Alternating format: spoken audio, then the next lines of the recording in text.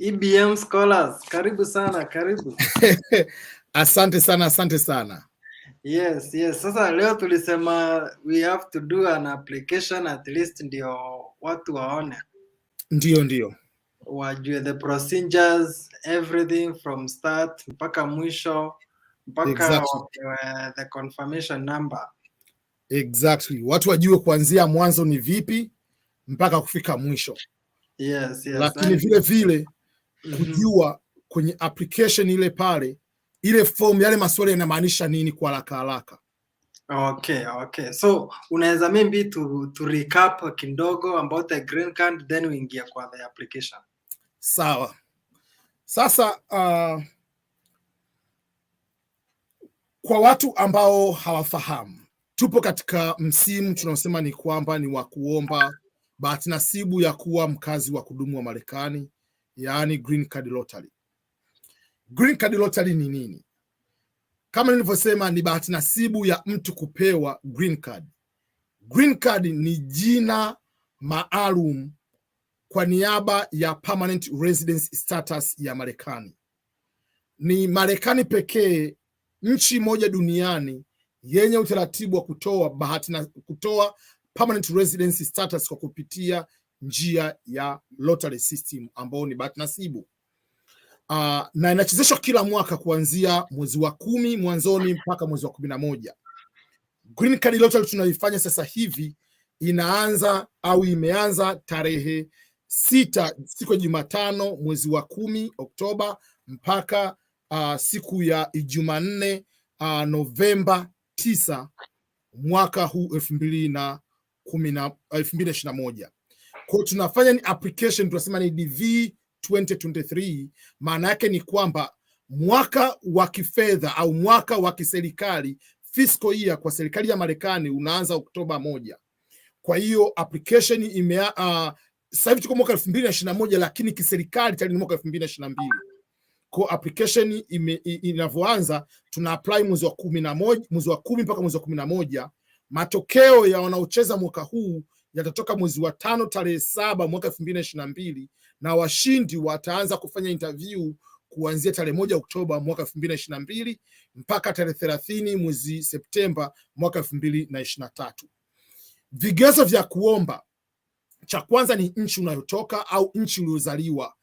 Country of eligibility ndicho cha msingi mno, na katika country of eligibility ni kwamba bahati nzuri nchi zote za Afrika zinaruhusiwa isipokuwa nchi ya Nigeria pekee. Sababu kubwa nchi fulani haziruhusiwi ni kwa sababu zile nchi zimeshakuwa na watu wenye green card kupitia familia na kupitia kazi, green card by employment and green card by family based, wamezidi watu wa 50,000 ndani ya miaka 5. Kwa mfano, mwaka 2022 DV 2022, nchi ya Venezuela iliruhusiwa kucheza, lakini DV 2023 nchi ya Venezuela hairuhusiwi kucheza. DV 2022 Guatemala ilikuwa hairuhusiwi kucheza. DV 2023 Guatemala inaruhusiwa kucheza. Kwa hiyo hizo namba sio permanently, zinabadilika kutokana na kila mwezi wa 10. Wizara ambayo nasema ni Department of State na Department of Homeland Security wanakuja na hizo data, ndio wanafanya nchi gani iweze kushiriki na nchi gani isishiriki. Kitu cha pili ni swala zima la elimu. Ili uweze kushiriki inabidi uwe una elimu isiyopungua high school. Kwa mtu wa Kenya, form 4 ni high school. Kwa mtu wa Tanzania, wa Uganda, form 6 ndio high school. Wengine hata ni ordinary secondary school and advanced secondary school, kuna utofauti. Kenya unaanza darasa la kwanza mpaka la 8, alafu darasa la 9 mpaka la 12 ndio high school, ukimeza pale chuo kikuu. Kwa hiyo unabidi una elimu isiyopungua elimu ya high school. Kama elimu yako iko chini ya high school, kama kigezo hicho hauna, basi uwe na uzoefu wa kazi wa miaka hii 2, 2 years of qualifying work experience. Sio kila work experience itaweza kufaa. Wanasema ni qualifying work experience kwa sababu kuna kipindi ambacho ile work experience yako inaweza isifanye kazi. Kwa mfano, wewe unafanya kazi ni fundi magari, mechanic. Swali ni kwamba ulijifunza wapi wa ufundi magari? Ulienda kwenye vocational education center au ulienda kujifundisha kwa garage ya mtu alikufundisha? Tunasema ni on job training. Hicho kitu cha kwanza. 2, unafanya ufundi wako wapi? Unafungua magari mawili kwa siku nzima nyumbani kwako au unafanya kazi kwenye sehemu maalum ile pale? Wewe ni mpishi, umejifunza upishi wako wapi? Unafanya kazi ya upishi wapi? Kwa sio sema mimi ni mpishi alafu unapika tu ugali, unapika chapati 2-3 pale nyumbani kwako unasema wewe ni mpishi. Huo hautambuliki, kwa sababu kuna sehemu ambayo unaenda kuangalia elimu inayotokana na ile training uliyoipata, alafu kuna wanajua kuonesha kwamba hiyo kazi inaweza kuwa umepata vigezo vinavyotakiwa au la. Kitu kingine baada ya pale, tuje swala la umri. Watu wengi wanataka kujua, je, katika kuomba green card lottery umri ni upi? Hakuna umri wa kuanzia green card application. Umri wote unaruhusiwa, wala hakuna maximum umri kiasi gani. Sasa tunavyosema kwamba hakuna umri, lakini tunasema kuna sharti la elimu, kuna sharti la work experience. Kwa kutokana na ile sharti, kitu cha kwanza, ili mtu amalize high school, wengi wao wanakuwa tayari wameshafika katika umri wa miaka 17, 18. Kwa ni ngumu mtu kwa amemaliza high school alafu ana umri wa miaka 5. Hicho ni kigumu. Kitu cha kwanza ni hicho. Au una experience ya kazi ya miaka 2 ndani ya miaka 5 iliyopita na umefanya training uwe chini ya miaka 18 au 17. Yaani miaka 12 na hivyo vitu ni ngumu mno. Kwa kutokana kitu kama cha namna hile pale, huwa na washauri watu wengi kuachilia, kama una mtoto wewe kuapply, unamweka mtoto wako yeye kama yeye ana uwezo wa kuapply kama main applicant, lakini hakikisha mtoto wako basi awe na umri at least miaka 17. Kwa nini nasema at least miaka 17? Japokuwa hawajasema pale huo ndio umri, ni kwa sababu ili mtu aweze kushinda na kuweza kuja kufanya maisha, akija huku mtoto akishinda anakuja peke yake, haji na mzazi wake. Sasa tuchukulie umemweka mtoto wako miaka 13, miaka 12 ameshinda, ataishi vipi Marekani? Akija Marekani hakuna shule ya boarding. Hakuna boarding school Marekani. Shule ni day. Mtoto ataendaje shule? Atajiandikisha vipi? Ili uweze kuandikishwa, wewe ni mtoto under the age of 18, you are a minor. Kama ni minor, huwezi kwenda shuleni bila authorization ya mzazi. Huwezi kumiliki simu, huwezi kusaini mkataba wote ule pale. Kwa huwezi kufanya maisha. Lakini kwa miaka 17 matokeo yanatoka na miaka 18. Kwa hata kama ukija Marekani ni kitu ambacho kinachowezekana, utaweza kufanya maisha yako wewe kama wewe. Je, kuna umri? Kuna watu wengine wanajiuliza, mimi na miaka 40 na miaka 50, je, naweza nikaomba? Hata kama uko na miaka 100, kama unataka kuomba, unaruhusiwa kuomba. Hukatazwi kuomba kutokana na umri wako. Ninafahamu mtu mwenye miaka 55 anaweza kushinda, miaka 40 ni wengi sana. Maximum nimeshakuona mtu ameshinda mtu miaka 67. Kwa watu wanashinda. Sasa swala ni wewe, je, unapenda kuja Marekani? Kama unapenda kuja Marekani na ndio malengo yako ni hayo, usije kazuiliwa kwamba na umri. Kikubwa tu ni kwamba wewe umemiti vigezo ambavyo vinavyotakiwa. Hivyo ndivyo vya kuviangalia kwa haraka. Umri hauhitajiki kwamba ni umri gani, lakini uwe na hizo vigezo vya kazi na vigezo vinginevyo ambavyo kwa ujumla itabidi una at least minimum ya miaka 17 na kuweza kufanya maisha. Sasa tukitoka kwenye umri ya haraka, vitu gani vingine ni muhimu sana katika hii application? Kuna vitu viwili ambavyo ni muhimu sana. Watu wanafanya makosa, na hayo makosa hata kama wakishinda wanakuja kunyimwa visa kwenye kipengele cha mahusiano na kipengele cha watoto. Katika fomu hii hapa kuna haya maswali mawili, ni maswali mawili tofauti, hayaendani. Swali utaulizwa kwamba what is your marital status? Swali lile pale wanataka kujua una sifa gani kati ya hizi zifuatazo. Unmarried, kwamba hujawahi kufunga ndoa kamwe katika maisha yako. Kumbuka unaenda kuweka sifa ya leo, sio nitafunga ndoa kesho, sio nina mpango kufunga ndoa wiki ijayo. Je, niweke status gani? Hatuzungumzii wiki ijayo, hatuzungumzii Disemba, hatuzungumzii mwakani. Tunazungumzia leo unavyojaza fomu hii. Are you married? Hata kama unaenda kufunga ndoa masaa mawili yajayo, sasa hivi you are not married. Kwa sababu mtu anaweza akaenda kanisani kabla ya kufunga ndoa akaondoka kanisani. Ukifa dakika 2 kabla hujafunga ndoa, you are not married. Kwa hiyo sharti ni kwamba weka status ya sasa hivi. Kwa hiyo kuna unmarried, kwamba hujai kufunga ndoa. Lakini sharti ya pili ni kwamba you are married but your spouse is not a US citizen or green card holder, kwamba wewe umefunga ndoa lakini mme au mke wako sio raia wa Marekani au hana green card. Hiyo ndio option. Kama umefunga ndoa utaichagua wewe. Option nyingine, kama umefunga ndoa lakini wanasema je, your spouse ni raia wa Marekani au ni green card holder? Kwa sababu kama mme wako au mke wako tayari ni raia wa Marekani au green card holder, huhitaji kuweka information yake, kwa sababu yule mtu hahitaji kupewa green card tena kuja Marekani.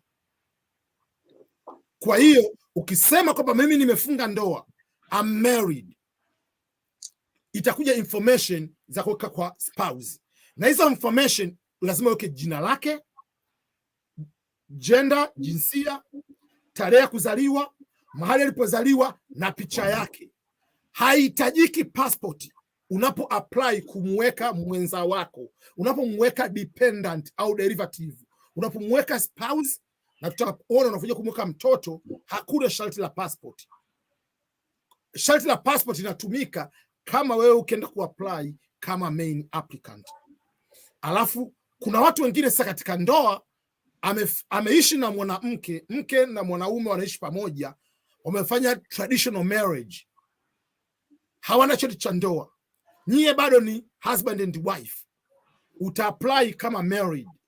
Ukishinda itabidi uende kwenye ofisi yako ya serikali kuchukua cheti cha ndoa, kwa sababu hutopewa kuja Marekani kama huna cheti cha ndoa toka serikalini katika nchi yako. Haya, kutoka katika marital status, kuna sehemu nyingine nasema kwamba ni widowed, kwamba ni your spouse ameshafariki. Kitu kingine ni kwamba legal separation, legally separated. Legal separation maana yake ni kwamba mahakama ya nchini kwako ndio imeamua kwamba nyie wawili mmekuwa separated. Sio wewe na mke wako mmekorofishana, kila mmoja ameenda kwa nyumbani kwake, mnasema tumekuwa separated. Hiyo haitambuliki. Lazima uwe na cheti cha kitambulisho, amri ya mahakama kwamba you have to get separated. Alafu na nyingine ni ile kwamba umedivorce. Kwa tayari divorce maana yake sio kwamba mmekorofishana, kila mtu ameenda kwa nyumbani kwake miaka 2. Kama mlifunga ndoa ya kiukweli ya serikalini au ya kanisani au msikitini, mlifunga ndoa na cheti cha ndoa, kama ukisema ni divorce, lazima uwe na cheti cha mahakama, ndicho kinachoamua na sio nyinginezo. Kwa hizo ndio status. Katika hizo status zilizotaja zote, hakuna status inayosema engaged. Hakuna status ya boyfriend and girlfriend, haipo. Kwa hiyo usije ukasema kwamba mimi huyu ni boyfriend wangu, mimi huyu ni mchumba wangu, nataka kufunga ndoa wiki ijayo. No, usimweke. Hakuna hizo status. Hicho ni kitu kingine ambacho ni cha muhimu sana, ambacho nataka kukiweka sahihi, watu mkielewe. Ukitoka hapo, kuna watu ambao aidha kutokana na dini au tamaduni au sheria za nchi unaruhusiwa kuwa na more than one spouse. Either kama ni tamaduni, mwanaume anaruhusiwa kuwa na mke zaidi ya mmoja, au tamaduni au ni dini au ni sheria, sijajua ni nchi gani, mwanamke anaruhusiwa kuwa na wanaume zaidi ya mmoja, sijui. Marekani kuwa na spouse zaidi ya mmoja ni illegal, hairuhusiwi. Polygamy hairuhusiwi. Kwa hiyo kama umefunga ndoa na mtu zaidi ya mmoja, kwenye application ukisema married itafunguka sehemu moja tu ya kuweka information zake. Na application wewe kama main applicant unafanya moja. Kama ni mwanaume una wake watatu, huendi kufanya application ya kwanza nimefunga ndoa na mtu A, application ya pili nimefunga mtu na mtu B, hairuhusiwi. Unafanya application moja tu, katika wake zako wote utachagua mmoja ndio umweke pale. Wenyewe kama wana passport wakaenda kuapply wakakuweka wewe kama ndio husband, no problem, lakini wewe kama main applicant utafanya one application. Tukija kwenye watoto, swali la watoto halihusiani na swali la kuwa married au kuwa not married, halihusiani na marital status. Kwa hiyo basi usije ukaenda kwenye application ya green card unaweza kuuliza mimi lakini ni single mother, what should I write? Mimi nina mtoto lakini sijafunga ndoa, kwa niandike nini? Uandike nini? Kwani nani alikwambia kwamba ni lazima uwe kwenye ndoa ili kuwa na mtoto? Hakuna masharti. Ili swali halihusiani. Swali la marital status limemalizika. Umekuja swali lingine, sio kwamba swali linasema kwamba how many children do you have? Linasema number of children. Swali linasema tu number of children. Watoto wako ni wangapi? Hawajasema watoto wako wangapi uliokuwa nao kwenye ndoa. Swali halisemi kwenye ndoa. Swali linasema number of children. Number of children, watoto wanahesabika kama ifuatavyo. Kwanza, lazima awe biological child, mtoto wako wa damu wa DNA. Namba 2, mtoto wako wa kambo, step child. Step child ni kwamba wewe umefunga ndoa na mtu, yule mtu ana mtoto, step child. Mtoto wa 3 ni mtoto ambao tunasema kwamba ni adoption, adopted child. Adoption sio kitendo cha wewe kumlipia mtoto tuition and fees na kumpa chakula na kumnunulia nguo. Ni kwamba ulienda mahakamani, mahakama ndio ikatoa amri au ikatoa ruhusa kwamba wewe umekuwa a legal parent, umefanya legal adoption ya huyu mtoto. Kwa hiyo kama unakaa na mtoto wa ndugu yako au mtoto yatima, umemchukua kitoto cha yatima, kama huna legal adoption papers from the court, usimweke huyo mtoto, kwa sababu utakuwa umeweka mtoto mposi wako. Instruction nasema kwamba adding a child who is not yours, au mtoto kashinda kupigwa ni wa kwako, utakuwa disqualified kwenye visa, utanyimwa. Kwenye marital status ukiweka mtu ambaye sio spouse wako au ukaweka uongo wakakukamata, sio wa kwako. Kwa hiyo ukisema una mtoto, watataka jina la mtoto, gender of the child, place of the birth of the child na picha ya mtoto. Hawahitaji passport ya mtoto, hawahitaji permit ya baba wa mzazi baba wa huyu mtoto atoe ruhusa sijui muapplyie, hawahitaji hivyo vitu. Hata kama mtoto haishi na wewe, mtoto anaishi na mama yake, anaishi na baba yake, anaishi na grandmother, grandfather, doesn't matter. Mtoto popote pale alipo, kama ni wa kwako unamweka pale. Lakini kumbuka, mtoto lazima awe chini ya miaka 21 na hawe hajafunga ndoa, under the age of 21 and unmarried.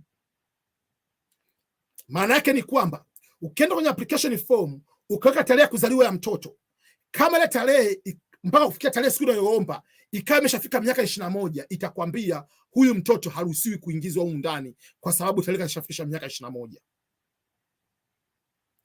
Na huyo mtoto hajafunga ndoa. Mfano wewe ni baba na wewe ni mama, mna watoto 3. Lakini mtoto mmoja ana miaka 22 au ana miaka 21. Kwa hiyo kwenye number of children hutaweka 3, utaweka 2. Unahesabu watoto ambao wako chini ya miaka 21 na ambao hawako katika ndoa.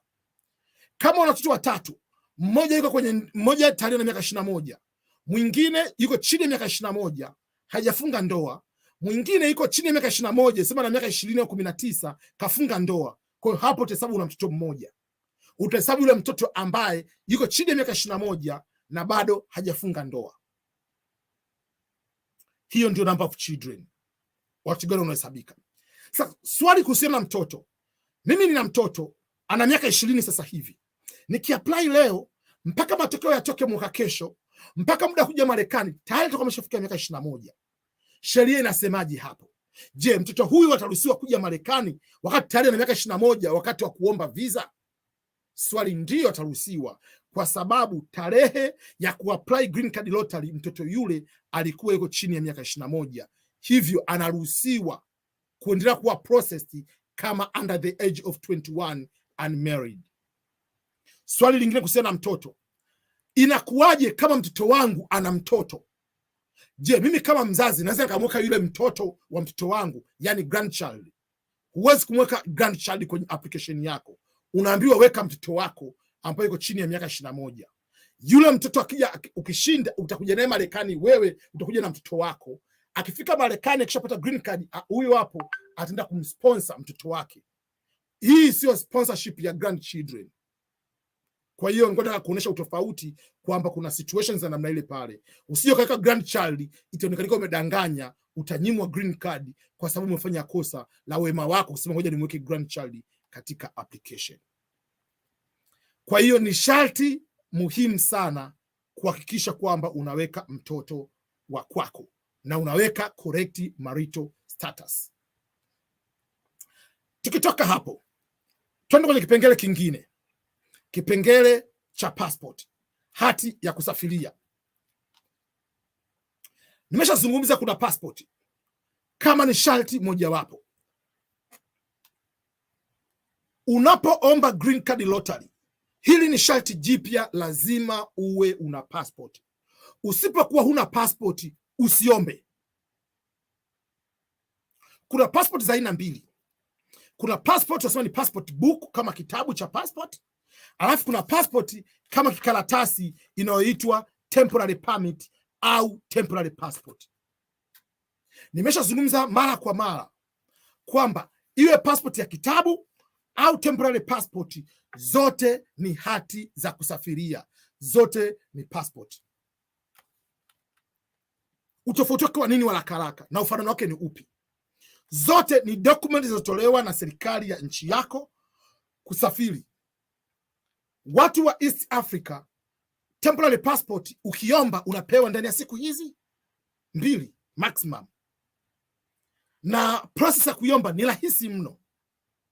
Kwa hiyo na washauri watu wengi, kama wewe ni husband una passport, ukiapply hakikisha your spouse, mke wako, na yeye ana passport, hata kama ni temporary, na yeye aitumie, kwa sababu akiomba husband akaomba na wife, mnakuwa mna chances hizi 2 za kucheza na kushinda, ila ukiomba mmoja unakuwa ni mmoja.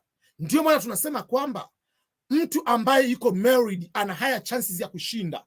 Sio kwamba serikali ya Marekani inapenda watu waliokuwa married kuliko walio single, hapana. Ni kwamba ukiwa kwa married una chance, kwa sababu unaweza ukaomba mara 2, kwamba wewe kama husband ukaomba, wewe kama wife ukaomba. Kwa hiyo mnakuwa mna chance 2, akishinda mmoja wote mnakuja.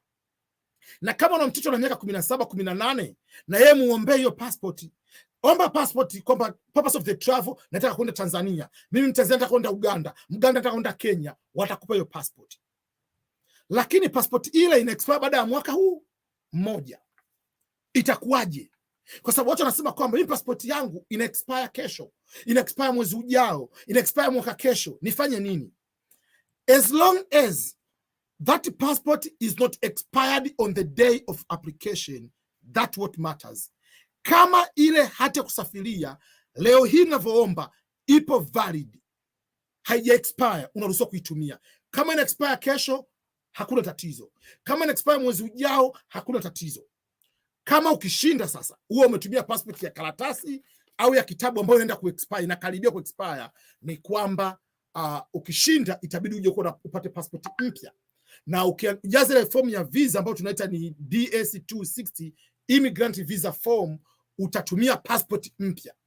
Watakapoomba dokumenti zako, Kentucky Consular Center utaomba passport yako na birth certificate, utawatumia passport ulitumia kuomba, na watawatumia passport ambayo mpya, na kwenye interview utanazo zote mbili unaruhusiwa. Kama huna passport usiombe, usijaribu kuomba, utashinda alafu utanyimwa visa, na hapo umesha spend hela ya medical na umesha spend hela kwa niaba ya visa fee, hutorudishiwa. Kuna masharti 3 tu ambayo mtu anaruhusiwa kuomba bila passport, na nakugarantii kwa 100% you don't meet qualification of one of these 3 waiver references na huja kuzisema. Option number 1 kuruhusiwa kuomba bila passport ni kwamba wewe lazima uwe stateless. Wewe kama umezaliwa nchi yote ile ya Afrika, wewe sio stateless. Stateless sio mkimbizi. Kama ulizaliwa Kongo, wewe place of birth ni Kongo, sio stateless. Hata kama ni mkimbizi leo hii. Wewe kama umezaliwa Burundi, ukawa mkimbizi, sio stateless. Tunaangalia umezaliwa wapi. Kwa mfano, wewe unatolea mfano, kuna mtu mmoja mama yake alikuwa mjamzito, wakati wanakimbia toka Angola, mtoto alizaliwa katikati ya bahari ambao unasema katikati ya international waters. Yule mtoto hakuzaliwa katika nchi yote ile duniani, yule alikuwa ni stateless. Na kuna watu wanazaliwa katika baadhi ya nchi wananyimwa au wanakosa haki ya kuwa wazaliwa katika ile nchi. Kwa hao watu ni wachache sana. Kwa kama ukichagua kusema mimi sina passport, watakwambia chagua vipengele vitatu. Which category do you meet? Kwa kusema ni stateless, siku kwenda ubalozini pale, nenda ka prove kwamba wewe ni stateless. Show evidences, la sivyo utanyimwa visa. Option number 2, kwamba you are coming from a communist country and you are unable to get a passport from a communist government. Hakuna hata nchi moja Afrika ni communist country au communist government, haipo. Kwa ukichukua option, prove to the US Embassy kwamba nchi yako Kenya, nchi yako Tanzania, nchi yako Uganda, nchi yako Malawi ni communist country, na inazuia kutoa passport kwenda katika capitalist country kama Marekani. Watu kama wa Afghanistan wanatumia hicho kigezo kwamba serikali ya Taliban iliyoingia madarakani ni ngumu kutoa passport sisi, hasa wanawake, kwa sababu tunajua kilichotokea sasa hivi ni nini. Option number 3, kama huna passport, lazima uwe na barua toka kwa waziri wa mambo ya nje wa Marekani au waziri wa mambo ya ndani wa Marekani, kwamba lazima uwe na waiver letter from the Secretary of State or the Secretary of Homeland Security. You have been given the waiver to apply without passport. Sasa ila barua ili upewe, lazima uwepo Marekani kwanza. Gharama au nguvu na muda wa kupata hiyo waiver letter ni rahisi kuliko kupata passport ya nchi yako. Kwa hiyo manake you don't qualify in any of those 3 categories. Kama ni mkimbizi, nimezungumza neno ukimbizi. Kama ni mkimbizi, una passport ya ukimbizi, passport kutoka Umoja wa Mataifa, iwe ni ya UNHCR au ya United Nations kwa ujumla wake, unaruhusiwa kutumia passport ya ukimbizi. Hiyo usiombe kwamba mimi ni nani, mimi sijui kwamba ni stateless. No, you are not stateless. Kwa passport ni lazima. Ukaka passport namba ya uongo, ukashinda, utanyimwa visa. Ukakosea namba kwa bahati mbaya, ukaka namba ambayo imekosewa, utanyimwa passport, utanyimwa visa.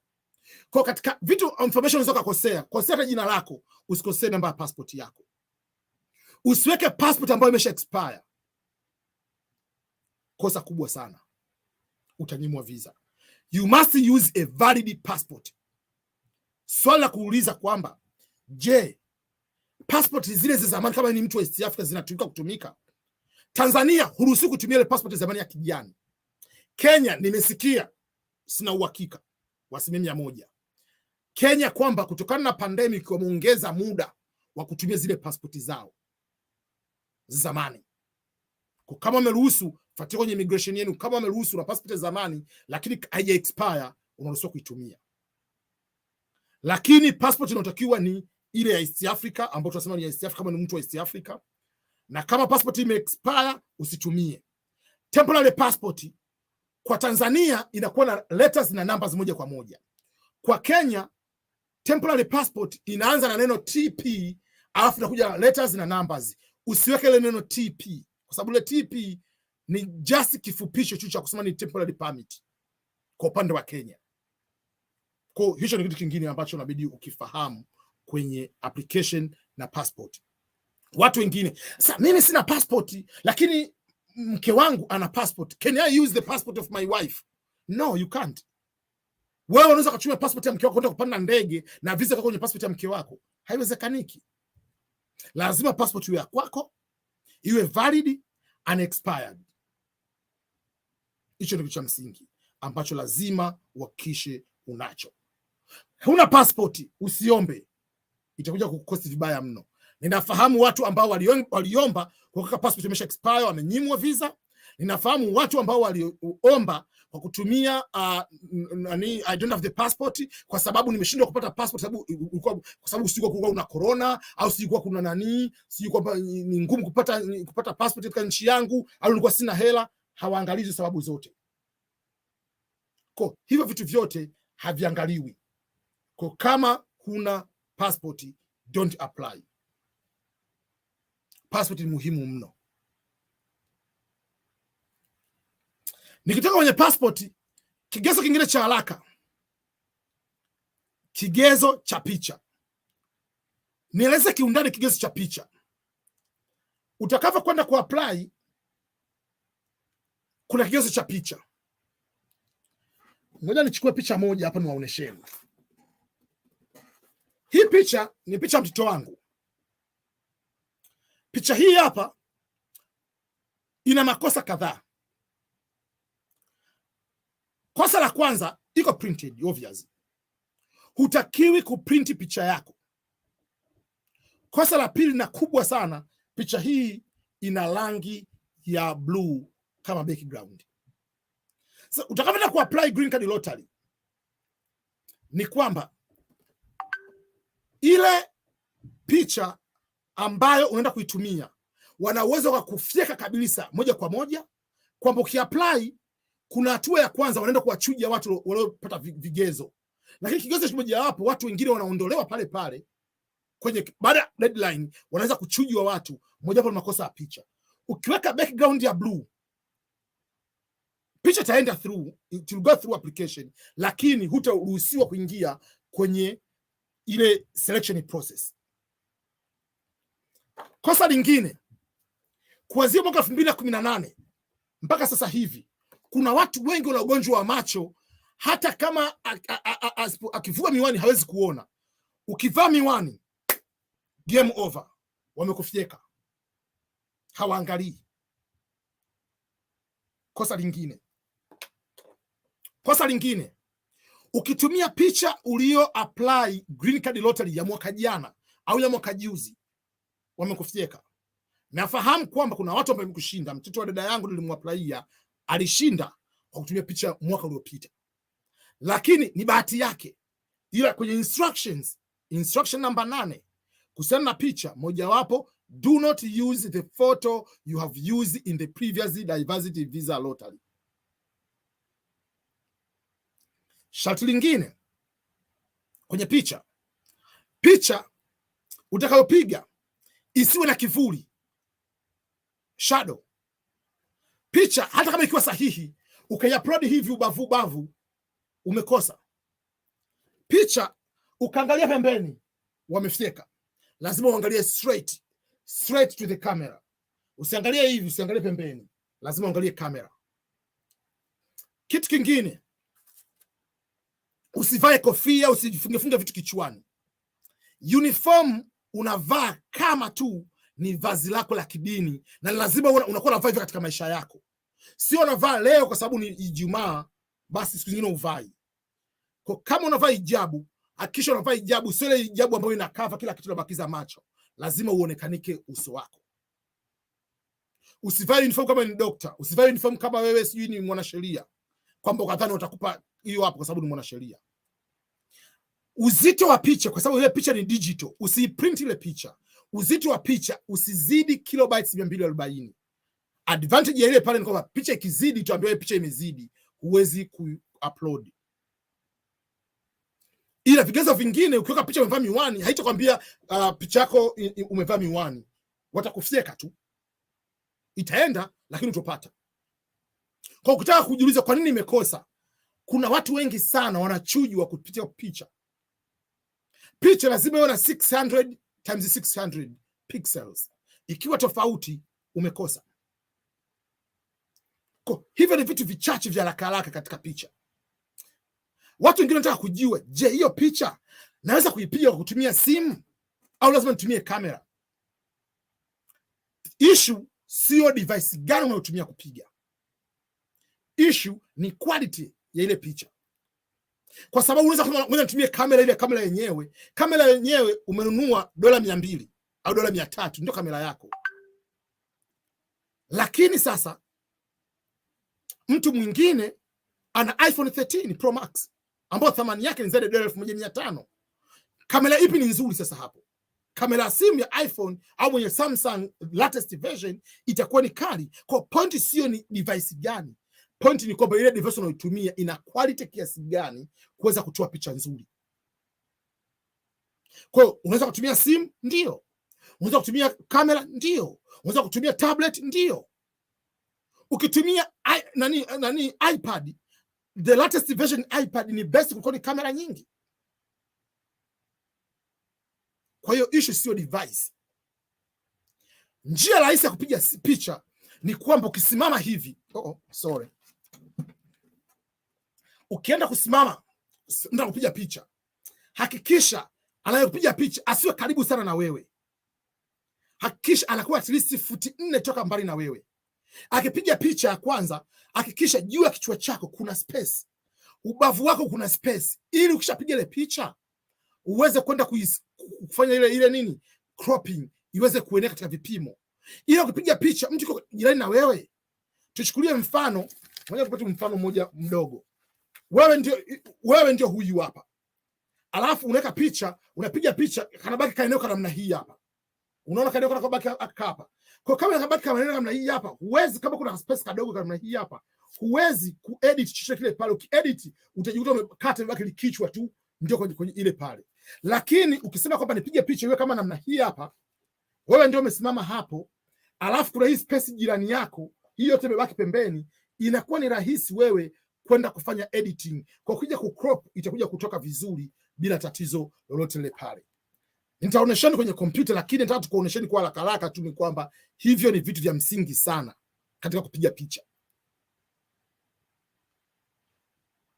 Je, picha hiyo nikiona mtoto anahitajika kuona picha?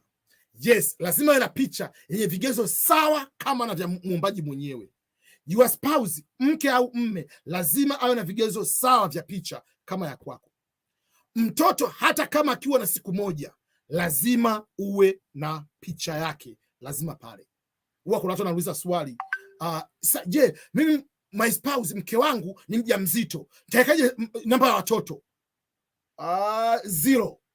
Kwa nini? Kwa sababu huwezi kumcount mtoto ambaye hajazaliwa. Kwa sababu ukimcount yule mtoto sio vibaya, tupe picha yake ambayo ina white background. Tuweke picha yake ni white background yenye kumiti vigezo. Mtoto atakayezaliwa baada ya kuwa umeapply utakuja kumweka. Kwa hiyo kama uko katika nchi yote ile pale au mji wote ile pale, watoto ndugu zako kijijini, watoto wako, hakikisha unapata picha zao zinazomiti vigezo. Kama huna picha, usije kusema ngoja ni apply, alafu ukishashinda nitakuja kumweka mtoto wangu baadaye. Ukifanya hivyo watakunyima visa. Ni kosa kubwa sana. Kuhakikisha una picha ya mtoto wako, una picha ya spouse uweze kuapply. Ni bora usiapply kama huna picha zao, au ni kwamba ukiapply ukisema sio watoto wako, maana sio watoto wako milele. Utakuja Marekani peke yako. Utawaacha huko na itachukua miaka 5 au 10 ndio utawaleta Marekani. Kuna complication kubwa mno. Mpaka uwe raia, alafu tutumie gharama kubwa mno. Unaweza kutumia dola 10,000, 15,000, 20 kuwaleta watoto wako huku. Wakati ni kitu ambacho ungekifanya sasa hivi, kuhakikisha una picha yao, ungeweza kutumia kitu mle pale. Kwa hata kama tuko kwa boarding, ongea na walimu, pata picha. Hicho ni kigezo muhimu sana katika picha. Unaweza ukashinda, ukanyimwa, ila wengi hawashindi kabisa kwa sababu tu ya picha. Ni kigezo ambacho utakiwi kufanya makosa hata kidogo. Haya, tukimaliza kigezo cha picha, kitu kingine cha haraka tu kabla tujaenda kujaza form, ni ile kipengele ambacho ukienda kujaza ile form, ukitumia muda mrefu kujaza form, ile form ukiklik next au continue, inakwambia page cannot be reloaded au page cannot be found. Ile pale application inakuwa haijakamilika. Application ili iwe kuwa successful, application iwe complete, ukiklik continue, kama uko single, you are unmarried na una 0 child, itaenda kwenye summary, alafu itakwambia submit.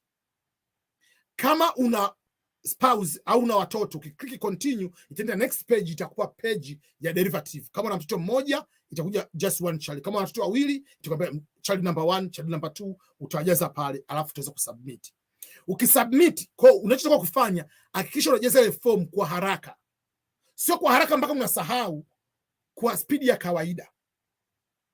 Ukiklik submit, maana yake ni kwamba inakuwa success. Success, utakuja kukuta ile page ya mwisho inasema kwamba success, alafu kuna name, confirmation number, year of birth and signature, electronic signature. Hiyo ni kitu cha msingi mno. Hapo unakuwa umefanya application complete. Kama ile page haijafika, huja apply. Kwa ukisema page cannot be found, cannot be whatever, huja apply bado. Ku apply successful lazima utele maneno ya kijani success na mpaka mwisho wake katika mazingira hayo hapo. Kitu kingine cha haraka ambacho kinakosesha watu ni swala zima la address. Je, address ina umuhimu kiasi gani? Katika application form ya Green Card Lottery kuna sehemu lazima uweke anwani yako. Kuna anwani za aina mbili. Kuna anwani ya kwanza ambayo tunasema kwamba ni mailing address. Address unaopokea barua au address unayoishi. Na address ya pili ni electronic mail, email address. Kwa kuna address za aina mbili. Physical address au mailing address sio ya lazima kwamba uwe nayo exactly kama ilivyo, lakini lazima uijaze. Utaijaza pale, lakini haina umuhimu kwamba nikiweka ikiwa sio sahihi au nikiweka ile address watanitumia document, kama watanitumia nikishinda green card, watanitumia barua, watanitumia visa yangu kwenye ile address. Hawakutumii chochote pale, hawakutumii kitu chochote kwenye ile address ile pale. Kwa hiyo address itasema kwamba anaanza na ile in care of. Kama wewe unapokea barua au unatumia address ya rafiki yako, unasema in care of St. Mary's Secondary School, au kama ni kanisa au msikiti, au kama ni shule au ofisini kwako, unasema in care of somebody. Haya, unasema kwamba ile address 1, address line 1. Address line 1 unaweza kuandika katika njia mbili. Njia ya kwanza ukaandika ile PO box. Ukiandika PO box, weka address yote ile pale. Hata kama huna box la posta, weka PO box 1, PO box 5. Namba yote ile weka ile pale. Haina tatizo. Alafu address namba 2, line namba 2 imeandikwa pale option. Usijaze chochote kile pale kwenye address namba 2 au address line namba 2, ni optional. Address namba 3 itakwambia weka mji. Unaweka mji ulioko. Kama uko Meru Kenya, unaweka Meru Kenya. Kama uko Dar es Salaam, unaweka Dar es Salaam. Kama uko Kisumu, unaweka Kisumu. Kama uko Kisii, unaweka Kisii. Kama uko Naivasha, unaweka Naivasha. Kama uko Kampala, unaweka Kampala. Kama uko sijui Dodoma, unaweka Dodoma. Weka mji ule pale, alafu utaweka zip code au postal code. Kuondoa usumbufu kuna njia mbili. Weka postal code. Kwa mtu wa Tanzania ni 255 255. Mtu wa Kenya ni 254 254. Mtu wa Uganda ni 256 256. Mtu wa Rwanda ni 250 250. Au kuondoa usumbufu unaweza katiki pale, kuna sehemu moja ya box unasema no ukasema nini? No zip code or postal code. It's okay. Alafu weka district au kama ni province unayoishi, alafu weka jina la nchi. Address hii hawatumi document yote ile pale. Kama usipotaka kwa PO box, it's okay. Kwenye ile address line number 1, baada ile care of, kama ututumia PO box, unaweza kuandika jina la mtaa unaoishi na namba ya nyumba. Kwamba Mwalimu Nyerere Avenue au Mwalimu Nyerere Road, Jomo Kenyatta sijui street, house namba ngapi. Hata kwa jina la uongo, uweke namba ya uongo, hakuna tatizo. Address ile pale haina tatizo ile pale. Ila email sasa, electronic mail, hiyo ndio ya muhimu sana. Lazima utumie email ya kwako, personal email address, kwa sababu hiyo email ndio utakayotumia kama ukishinda kucommunicate na Kentucky Consular Center, ukishinda green card na kufanya presence of water. Watu wanapenda kujua, je, sasa mimi nikiweka mfano kwamba nina mke na mume na watoto, watu 5, je, kila mmoja tutumie email address ile ile? Hapana. Kwa sababu what if wote tano mkishinda? Usichukue wote mtashindwa. Au atashinda mmoja. Tumia email yako. Kitu kingine, je, ile address ninayoiweka nikiweka address kama mimi sasa hivi ni address ya Marekani, je nitashinda? Haijalishi unaweka address iwe uweka address ya Marekani, uweka address ya Burundi, uweka address ya peponi, haijalishi. Weka address yote unayotaka, lakini email lazima iwe ya kwako sahihi. Unaweza kutumia Gmail, Yahoo, whatever. Sipendi utumie email ya kazini kwako, kwa sababu what if mwakani utakuwa hauna access na ile email, umeshaacha kazi, umefukuzwa, au kampuni imekufa, kila kitu kimeisha. Usitumie email ya kazini, tumia personal email yako.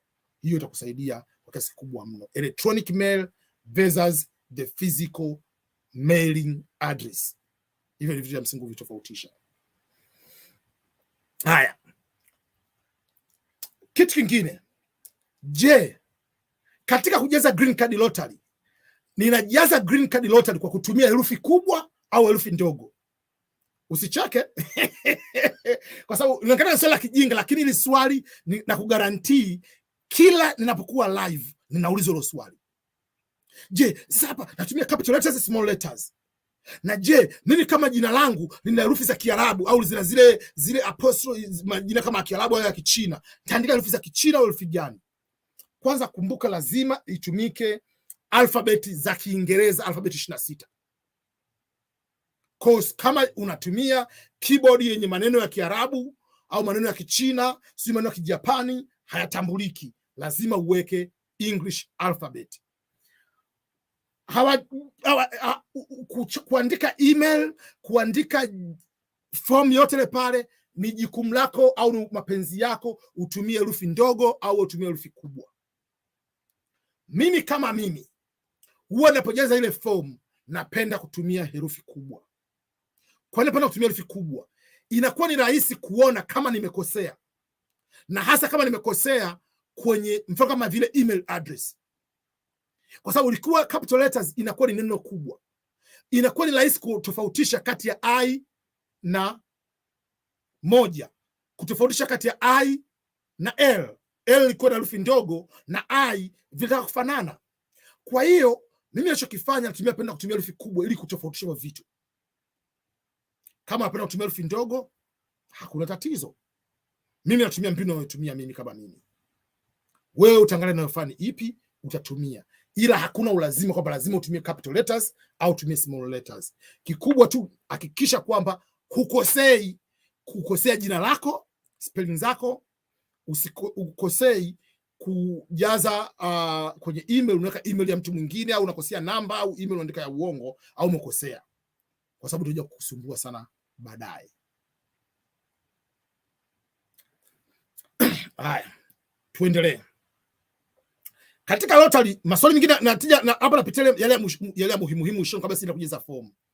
Na kama dakika 2-3 nimalizia maswali ya haraka, alafu tuende kujaza ile form yenyewe, tuangalie inavyojazwa na jazwa vipi. Swali lingine napenda kuulizwa mara kwa mara kuhusiana na swala zima la form ni kwamba nitajiwaje kama nimeshinda green card lottery? Hilo swali la kwanza. 2, nina confirmation number. Ile namba ikipotea nitafanya nini? Hilo ni swali lingine. Haraka. Confirmation number ni namba ambayo unapewa baada ya kuwa umeshinda. Kuna tofauti ya hiyo namba na namba ukishinda. Ukishinda inaitwa case number, namba nyingine. Lakini ile namba unapewa ukimaliza kuapply ni confirmation number. Ukimaliza kuapply wanakuambia print. Lakini what if kama huna printer? Piga picha, chukua ile picha, jitumie kwenye email yako. Chukua ile picha, iweke sehemu tunayojua ambayo ni muhimu sana. Kwenye cloud, si wapi, hakikisha huipotezi.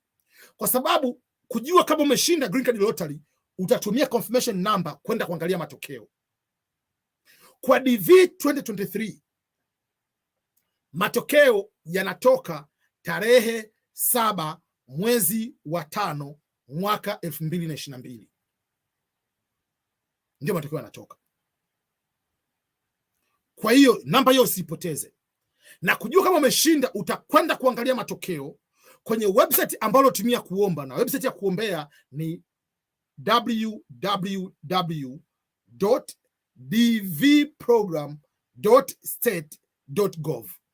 Utaenda kwenye website hiyo hapo, dvprogram.state.gov. Website ya serikali ya Marekani itakuwa naishia na domain .gov.government of the United States of America.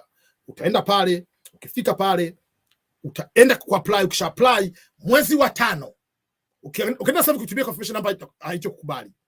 Matokeo yatatoka tarehe 7 mwezi wa 5. Ukienda kuingiza ile confirmation number yako, itakwambia your entry has not been selected, umeshindwa, au your entry has been selected, maana yake umeshinda. Na ukiangalia mara moja, uangalie mara 2, uangalie mara 100, uangalie mwezi huu, uangalie mwezi ujao, miezi 5, sijui, kama umekosa. Hakuna second selection. Imetoka. Kwa hiyo hicho ni kitu cha muhimu mno utakapokwenda kuapply green card lottery na kujua kinachoendelea, kama umeshinda au hujashinda. Kwa hiyo hayo ni maswali ya haraka ya green card lottery, au tu kujua ile preview ile form inakuwa na vitu gani na kila kitu gani, vitu vya msingi inakuaje katika mazingira namna hiyo. Hapo application ni online. Application ya green card lottery ni online.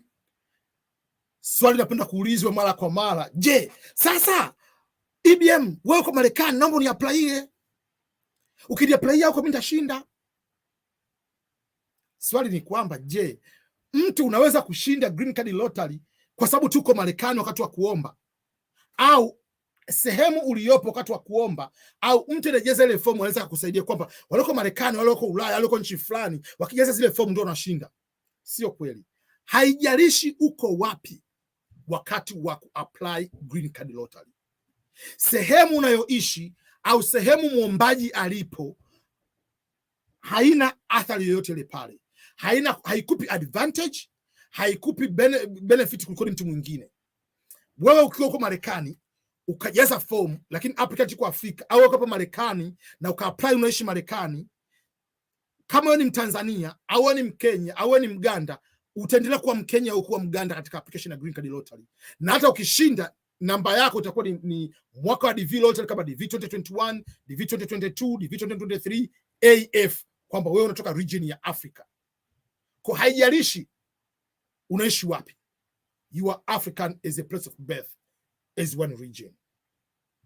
Kwa usije kaya ndio kwamba namba fulani ni apply, unawashawishi watu kwa apply ukidhani kwamba kwa sababu iko nje utashinda. Anaweza kusaidia kushinda ni huyu mmoja, Almighty God, Mungu pekee ndio mwenye uwezo huo, anaweza kusaidia. Ila sehemu mimi ni kuapply, wewe ukijiapply, Mungu akisema wewe ndio mshindi, ni kuapply mimi, ujiapply mwenyewe, apply shangazi yako, utashinda tu kwa sababu wewe umepangiwa na Mungu ushinde. Kwa usisumbue watu kusubia kuapply. Na mimi hapo ndo naambia watu, kuna watu wengi mnapoambia watu fulani ambao ni apply, wao wengine wana roho mbaya, wengine hawana nia njema na wewe. Matokeo yake unashinda, alafu wanachokifanya wanakudai hela. Kuna Wakenya wengi wameshadaiwa hela. Wapi kwa Marekani, sikupi confirmation number yako, sikupi case number yako, umeshinda, documentation ni hapa, funga ndio na ndugu yangu ili mje naye. Au anakuambia kwamba nipe $5,000. Kuna watu wameshadaiwa $5,000, $10,000. Kwa hiyo don't do that. Fanya application wewe kama wewe. Hicho ni cha msingi mno. Je, katika kuomba green card lottery ni lazima niende kufanya kwenye internet cafe au cyber area kufanya application kujaza application, au unaweza kutumia laptop yangu nyumbani au desktop yangu nyumbani, au nikatumia simu au nikatumia tablet? Ni kwamba haijalishi unatumia device gani katika kuomba green card lottery. Device yote ile pale unaruhusiwa kuitumia kuomba green card lottery. Kikubwa tu ni kwamba hakikisha una internet, upo connected, application ya Green Card Lottery ni online web based application. Kwa hiyo haijalishi uko wapi, haijalishi unatumia device gani, kikubwa uwe una uwezo wa access. Watu wengi sasa wanapenda kuapply usiku kutokana na nchi mlizoko nyie labda hazina internet kali. Kwa watu wanakuja kudanganyana kwamba ujue ukiapply saa 6 dakika 3 usiku au saa 7 dakika 2 usiku unashinda, kwa sababu kuna ndugu yangu mmoja aliapply saa 7 dakika 1 akashinda. Kwa wote wanasubiri 7 dakika 1. Dunia haiko hivyo ndugu, kwamba saa 7 kamili ya Tanzania ya usiku basi ndio 7 kamili ya dunia nzima. Saa 6 kamili ya East Africa kwangu ni saa 10 mchana. Australia next day already asubuhi saa 4 sijui saa 5 huko. Kwa dunia haiko sawa. Sema ni kwamba usiku watu wengi mko mmelala katika nchi yenu, internet inakuwa iko faster, wengi mmesinzia. Kwa hiyo kama ni wewe unataka kutumia hakuna tatizo. Na kuna video nimezungumzia kwamba unaweza kuapply kwa kutumia njia ya simu, na nikaonyesha jinsi ya kuapply kwa njia ya simu. Ukitaka kutumia device yote unaweza kutumia. Kumbuka uapply kwa simu, kwa njia nyingine apply kwa kidogo speed kidogo ili uweze kukamilisha application. Ukiona unafungua inakataa, turn off kama ni simu yako au kama ni tablet au ni computer, turn it on, alafu connect tena kwenye internet na nenda kafanya application. Kwa hiyo application unaweza kufanya kwa kutumia device yote ile pale, popote pale ulipo. Ukimaliza piga picha, save hiyo confirmation number yako. Hicho ndio kitu kikubwa mno. Haya, nadhani nimejibu maswali mengi mno ambayo watu wanataka kuyajua.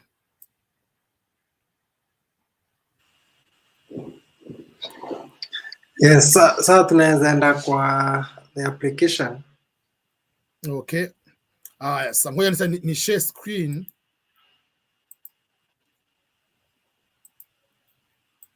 Utai accept hiyo hapo. Ngoja ninywe maji afu tuanze.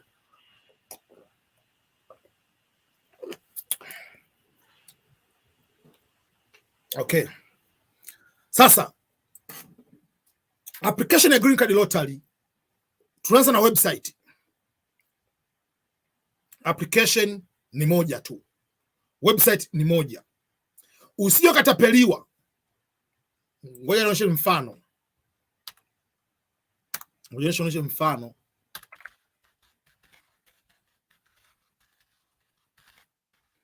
Mfano. Ukienda ukaandika Green Card Lottery application mfano. Tuchukue mfano, nadhani upate mfano, ukienda kama hii website, ni matapeli. Ndani kuonyesha kwamba website ile pale kwa greencardservices.com, tuangalie kama hiyo. Kuna website nyingi. Acheza mfano kama ukienda kwenye hizi hapa, register for Green Card Lottery. Hao ni matapeli. Website ni share.com, .org, .whatever. Ngoja tuangalie mfano hapa. Start application. Ukifungua hii sio application ya Green Card hiyo hapo. Na unakuja kwa tapeli, sio kuna sema kwa category. Serikali ya Marekani haina mambo mengi ya kuweza kudanganya, sio na mapicha picha, sio marude gani application yao. Hawana huo muda mchafu kukushawishi wewe na mapicha picha, sijui ile Liberty Form, si picha gani, hawana huo muda mchafu. Kwa hawa ni waongo, si picha Green Card inakuaje, si passport card, hakuna huo muda. Kwa mfano, umeona huo mfano wa kwanza. Hawa ni matapeli. Kwa nenda kwenye form, tutaenda kwenye form. Unaona? Ukienda kwenye hizi Green Card sijui nani, mfano website yote ile pale ambayo haina mfano kama hii hapo kuja kuangalia American Dream sijui, hakuna vya Dream apply here, hakuna vya apply here, days left 7. Sio kweli, hao ni matapeli tu wengine, kama matapeli wengine.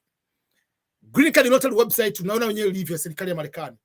Kujua kama ni website ya serikali ya Marekani inaishia .gov na sio .com na sio .net na sio .org, whatever, lazima ishile pale. Kwa website ni dvprogram.state.gov. DV stands for Diversity Visa Program. State ni Department of State, yani wizara ya mambo ya nje. Alafu gov, government. Ukifungua hiyo hapo form, itakuja hapo kuna instructions, ambazo instructions nizifungua hizi hapa. Then kuna beginning entry, kuna photo example of beginning entry. Sasa katika application hii nitatumia information zangu, lakini ni fake information. My passport ambayo ni ya zamani sana expire, ambayo huwezi kuitumia, na nafanya application over and over ili nisije nikashinda. ndio nimeshafanya duplicate application. Kwa hiyo unakuja hapa kwenye rangi ya kijani nasema beginning entry. Ukiklik beginning entry itakupa authentication code. Weka hiyo hapo unasema CMEUXE. Lazima ujaze hii form kwa haraka. Sio kwa haraka sana, lakini kwa speed ambayo ni reasonable. Sasa nitafanya vitu viwili. Kitu cha kwanza nitakuwa naielezea hii form kwa haraka wakati najaza. Name Makulilo. Kama nilivyozungumza, unaweza kutumia capital letters, unaweza kutumia small letters. Ni jukumu lako. Kuna watu wengineo hawana middle name. Una click no middle name. Kuna watu wengineo wana two middle names. Weka two middle names. Katika majina, angalia passport yako. Jina lako lazima liwe sawa na kama passport ilivyoandikwa. Given names, sehemu imeandikwa given names. Sehemu yenye first given name ndio first name na another given name ni middle name. Alafu surname au last name ndio last name yako ile pale. Haya. Male.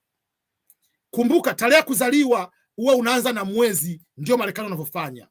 09 weka ya kwako. Hapa angalia unasema enter birth city only. Birth city, do not enter district, province, whatever. Usiangalie shisha kile pale. Andika kilichoandikwa kwenye pasipoti yako.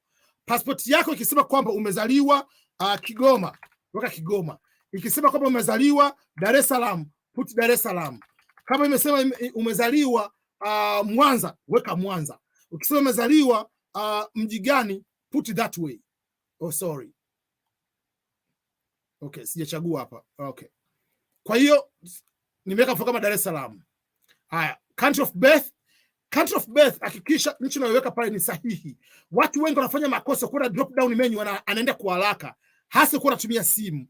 Kuwa makini sana na hapa. Ukiweka nchi nyingine, ukishinda utanyimwa visa. Lazima uweke nchi yako sahihi. Haya, ukichagua nchi ya kuzaliwa ile pale, automatic itakwambia nchi ya kuzaliwa ndio nchi yako ile pale. Hii tick utaikuta pale moja kwa moja. Kwa hiyo unaiacha kama ilivyo. Kwamba the place of birth is the place you are claiming unless otherwise kama umezaliwa Nigeria. Haya, passport. Hapa hizi alama za nyekundu zinatokea kwa sababu nimeclick, kuna keyboard niliclick kwa bahati mbaya. Kwa hiyo inakuja nini? Passport. Andika jina lako kama unavyoandika kwenye passport. Bila vile kama ilivyo. Then passport number. Usiweke passport ambayo sio ya kwako. Hakikisha ni kwamba passport ni ya kwako. Lazima passport iwe expire. Anza na mwezi, tarehe. Kama passport yako ina expire kesho, weka passport yako. Usiulize kama passport yako ina expire sio lini, inakuaje. Kwa place of birth iwe ni ule iliyoandikwa kwenye passport yako. Kama ulizaliwa mfano Kibera, Kenya, lakini passport imeandikwa umezaliwa Nairobi, weka Nairobi. Andika kilichoandikwa kwenye passport. Kwa sababu usipoandika unapata shida. Ulizo kwa nini hiyo passport iko hivyo? Unaona vile vile kwamba ukisema kama unaomba exemption, lazima uchague wewe ni stateless au ni huyu hapa au huyu hapa. Na ukishinda lazima uoneshe hiyo hapo. If you later you are unable to onesha exempt, utanyimwa visa yako. Picha. Naweka picha, lakini picha naweka pasio sahihi. Ngoja naonyesheni picha mfano. Nitumie picha yangu. Sitaki kuweka picha ya mtu mwingine ambayo iko kimakosa. Nataka niweke picha. Kuna picha nisha edit. Okay. Ngoja ni edit, niweke picha yangu moja haraka tu hapo. Pia picha ambayo haiko sahihi. On purpose. Hii I'm using the photo which is not correct. Ili iwe rahisi kuhakikisha kwamba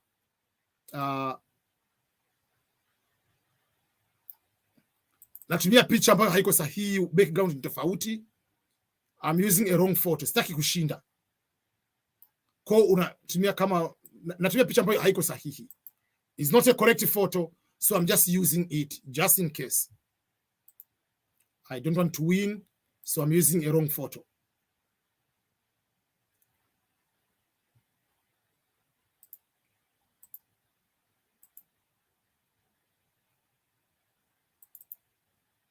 Okay. Address in care of. Kwa mimi nasema PO Box.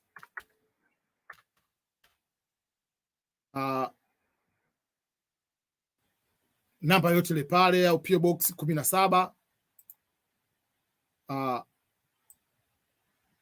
Mfano nasema kwamba ni Dodoma. District Dodoma. Postal code naweza kusema kwamba no postal code. Country naweka Tanzania. The country where you live today unaweka nchi unayoishi leo. Ukiweka country unayoishi leo, ukishinda ile interview location itaonyesha nchi hii hapa. Lakini kama unataka kubadilisha utabadilisha.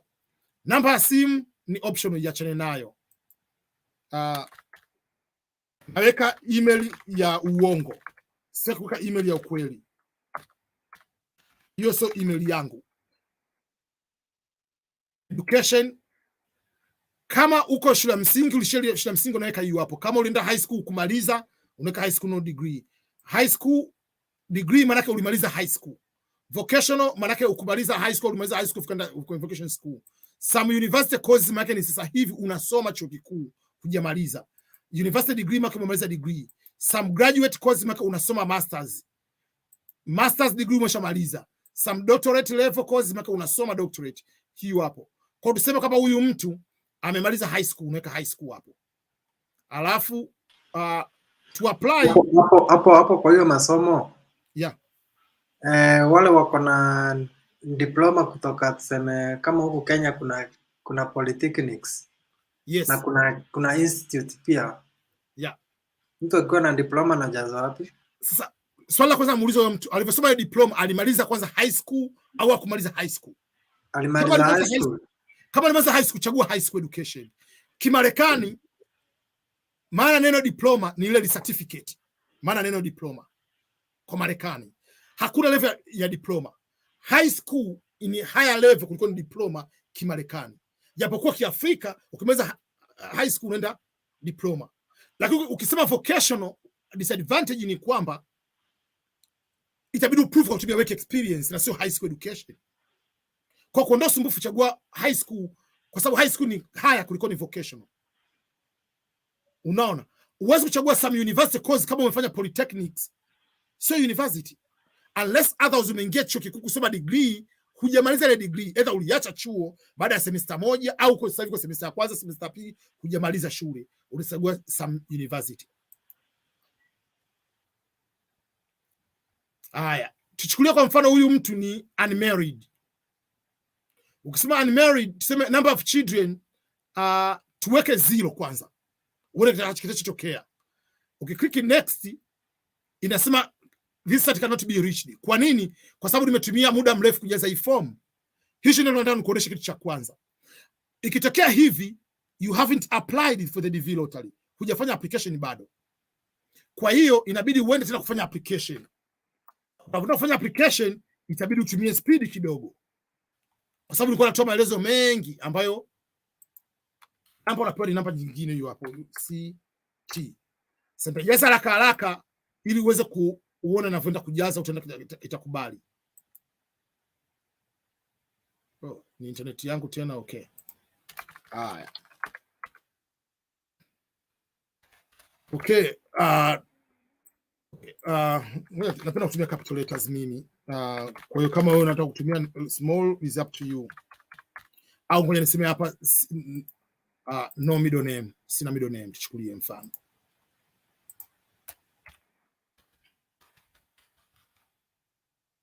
City Kigoma. Month of birth Tanzania.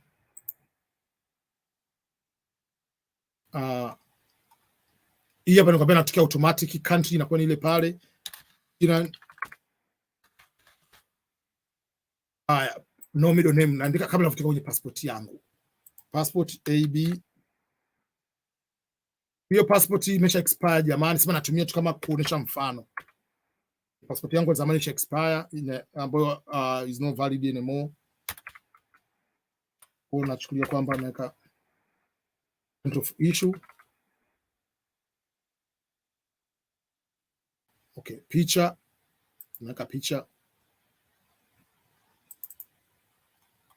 picha sio sahihi. Naweka vitu ile lengo kubwa, kwanza moja sitaki kushinda, usije kasema kwamba nachukua nafasi ya mtu.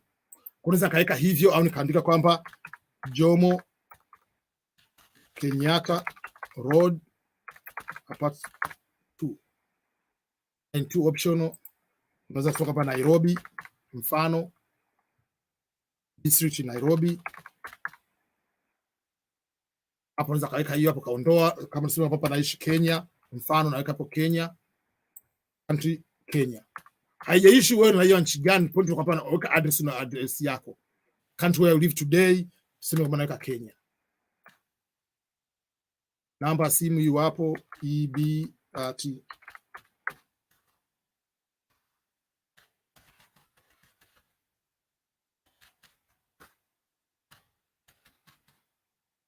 Usinitumie email kwenye email, sio email yangu. High school.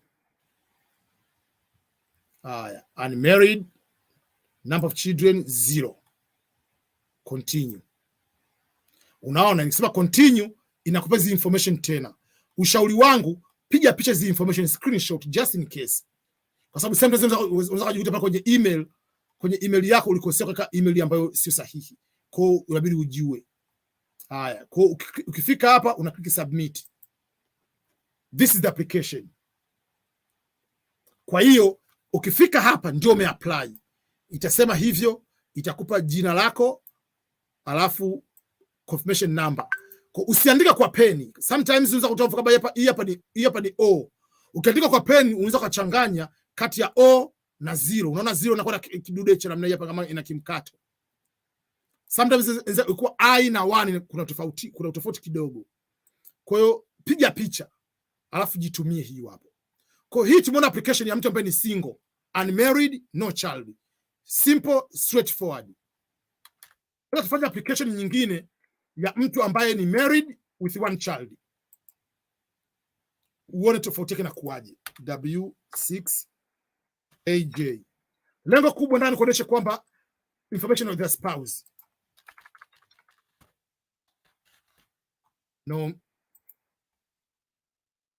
Okay.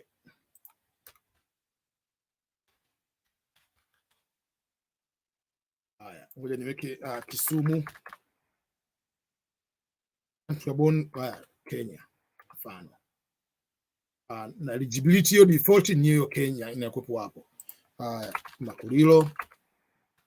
Ernest. No. AB. So passport naka nani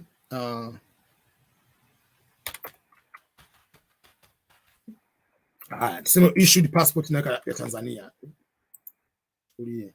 Hiyo hapo tunaacha photograph. Naweka picha ambazo si za kweli. Hizi picha sio sahihi. Kwa sababu PO Box 1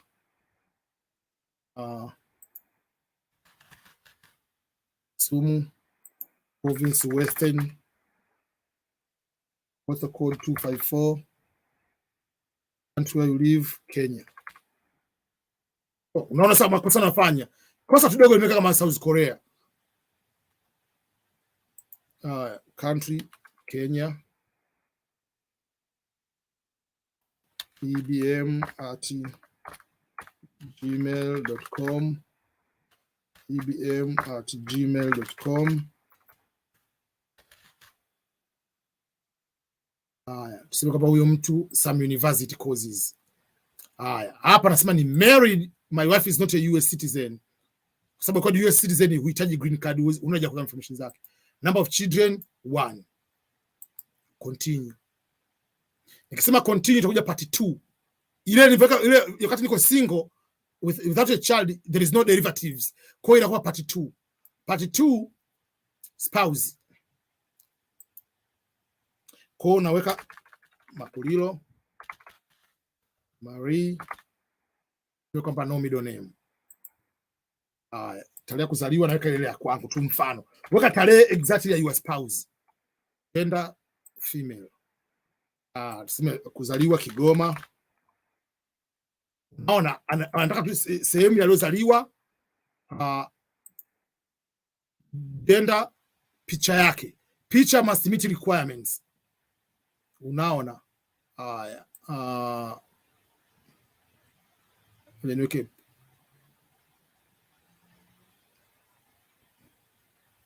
ngoja nihakikishe kwamba hizi picha sina kama zitakuwa inaenea hii picha, sina uhakika. Ngoja ni tengeneze, ndio maana kwamba inatakiwa picha uwe tayari umeshaziweka zinazotakiwa. Nadhani kutumia tu haraka picha ambazo anatumia.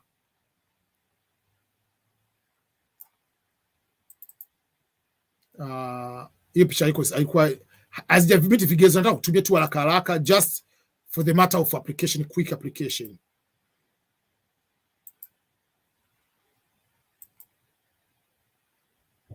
Nataka nitumie picha haraka ni kuoneshe how to go about it.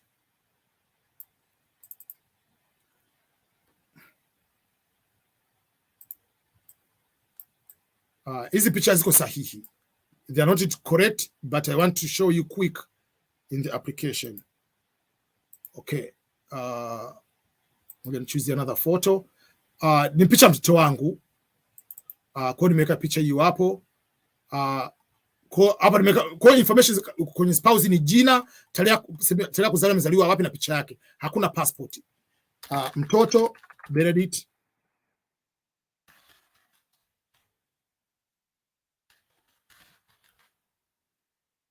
Okay. Hapa sasa ukisema kwamba mfano umeandika mtoto wako ana miaka zaidi, hapa mtoto wako ana zaidi ya miaka ana miaka zaidi, tuseme kwamba tuseme ukiweka mfano hivyo, nataka kuonyesha mfano. I will show you. Alizaliwa tuseme kama Tanzania. Alizaliwa Tanzania, yeye ni Marekani, lakini I just want to show you quick. Utaona mistakes zinazotokea. Hii picha hii nani itakataa. Kwa nini? Kwa sababu mtoto anazidi miaka 21. Ukija kwenye mtoto ukiweka pale anazidisha miaka 21. Kwa hiyo kwa sababu bado ni mdogo, kwa lazima mtoto lazima awe under the age of 21. Nikiklik continue, itakubali, uta preview information kama kawaida. Halafu ukipreview information, click submit, application hiyo hapo. That is the application is a married. Utofauti ni kwamba ukisema you are married and you are, lazima ukispouse information. Ukisema kwamba you have a child, regardless wanachotaka ni jina la mtoto, picha yake, tarehe ya kuzaliwa na gender yake. Those are the things. Hapo kimaliza ukisubmit, ukifika hapa ndio umemaliza kuapply. Nje hapo you haven't applied yet.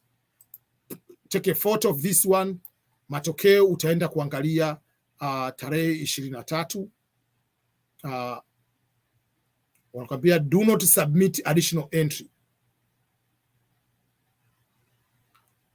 Hata kama umekosea,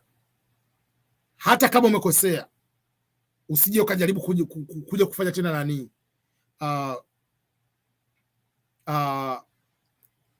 Hata kama umekosea, usije ukaja kusema ngoja nifanye application tena upya. Nilikosea bwana namba place of birth, ngoja nifanye application mpya. Itakuwa ni duplicate application for them. Wanaangalia picha zinafanana sura, kuna facial recognition ile pale, wanakuondoa. Kwa hiyo no matter what mistake you have done. Yeah. Results May 7th. Ukienda kusema uangalie matokeo, ukienda hapa click kuangalia matokeo, hakuna DV 2023. Utaweza kuona matokeo ya 2022. Kwa kuweka confirmation number yako itakataa. Unaona eyes zilivyo. Sometimes unaweza confuse. Kwa ukiweka hii hapo itakataa, sema ni invalid confirmation number. Weka hiyo hapo, itakwambia ni invalid. Last name, unaona tayari ameshakwambia ni invalid confirmation number, sababu division 2023 bado haijatokea. Kwa 2022 mfano haitakuwa sahihi. Utaona kwa mfano kutoka year of birth sio sahihi. Yani kwamba lazima ukiweka 2023 application zake bado hazijatokea, kwa ni invalid. Kwa hiyo that is the application of the diversity visa lottery, correct application. Haya, kuna maswali yote ile pale ambayo sijakava? Maswali ziko, sijui kama kuna hujakava, but acha tuzipitie. Sawa sawa.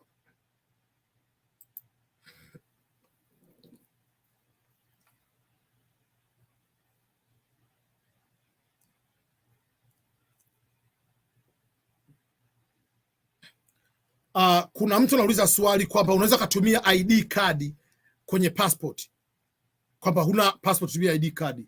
No, huwezi kwenda kupanda ndege kwenda nchi za nje sasa hivi kwamba bwana, mimi nataka niende Ulaya bwana, sina passport, unaweza kutumia ID card yangu. Hapana, passport ni passport na ID ni ID. Katafute passport. Kwa nini ugumu unakuwa kwa kwenda kwa temporary passport? Inachukua siku 2. Kwa nini? Ugumu wake uko wapi? Ukitumia ID, hakuna sema ID card. Wangeruhusu ID, wangesema pale ID. Wewe unataka ni passport. Uwezo unapanda ndege unaenda nchi nyingine tu, bwana mimi na ID hapa, nataka niende niingie mara moja pale South Africa, niingie Dubai. Kuna anauliza kama kuna interview hapo. Ndio. I want to apply for the green card and the visa. Procedures involved, is there any interview? Ndio. Green card lottery application ni free, ni process ya kawaida. Ukishashinda utajaza form ya visa, ndio utafanyiwa visa interview. Lakini interview ya green card lottery kama we mshindi ni tofauti na wewe ukitaka kuja kusoma. Kuna aina 2 za visa. Aina ya kwanza ya visa tunaita ni non-immigrant visa, ambayo ni kama vile mtu anakuja kusoma, unakuja kutembea, unakuja kutibiwa, sio unasema nini. Hizo ndio tutaulizwa bank statement, tutaulizwa maswali mengi, je utarudi nchini kwako, makolokolo kibao. Lakini ukishinda green card lottery hawaendi kukuuliza hivi wewe unaipenda sana nchi yako Tanzania, Ukenya, Uganda, utarudi Afrika. Hawakuuliza maswali. Wenyewe wanachokitaka maswali interview kuweza kushinda au kunyimwa visa ni wewe kuprove kwamba wewe ndio uliyeomba kwenye green card lottery, namba 1. 2, umemiti vigezo cha elimu, yani kwamba education minimum of high school, au una qualifying work experience ya miaka 2. Ukimiti hivyo hapo ni guarantee, na huwa nasema ya kufikia Marekani unapewa visa. Kwa hiyo mimi wanaambia watu katika interview rahisi, kwa interview zote katika ubalozi wa Marekani ni kama kushinda green card lottery, kwa sababu program ya kwao wamekupa wenyewe, wewe ni kuprove tu bwana, mimi ndio niliomba. 2, sikudanganya katika application yangu. 3, mimi kweli na elimu na bachelor degree. Hawezi kuuliza vipi unapenda Marekani, utarudi Afrika. No, wao ni permanent wa Marekani. Ukipewa green card ni permanent resident wa Marekani. Kwenda nchi zingine ndio inabidi upewe permit kama ukaa zaidi ya miezi 6. Kwa hiyo hawezi kuuliza maswali, je utarudi nchini kwako. Hata kuuliza kwamba je utarudi, usema mimi sina mpango wa kurudi. They don't care.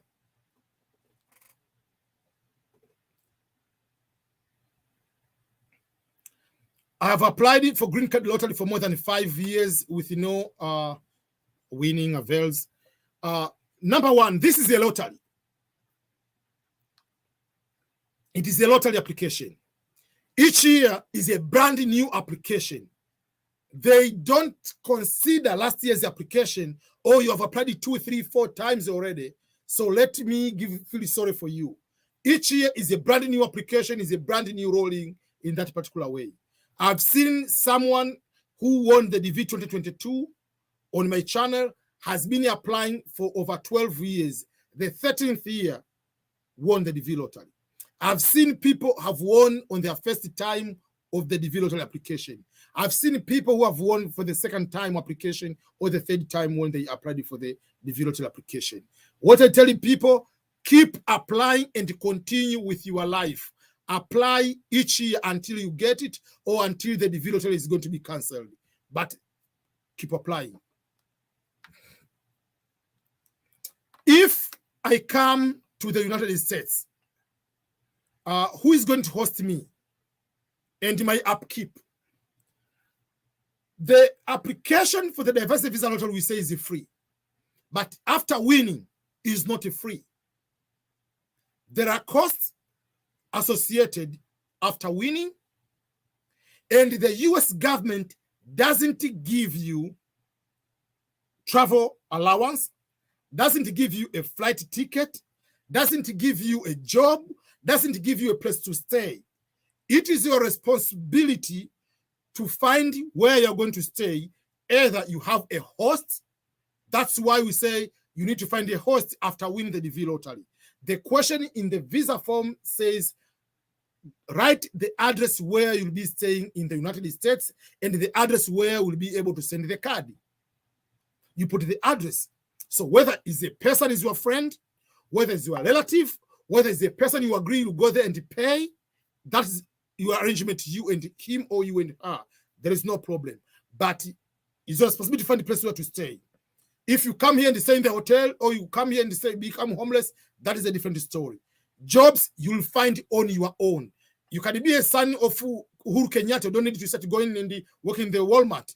If you have the money, you can start a business. Or if you want to chill, you are son of the king of Zamunda, is up to you. Another thing, they don't give the flight ticket. You will pay for the medical fee, about 400.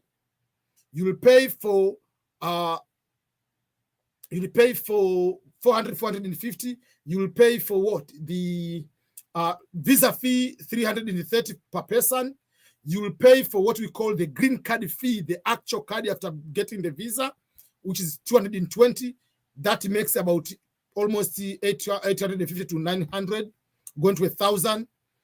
Then you have to pay for your flight ticket. It depends between 800 to 1,000, 1,500.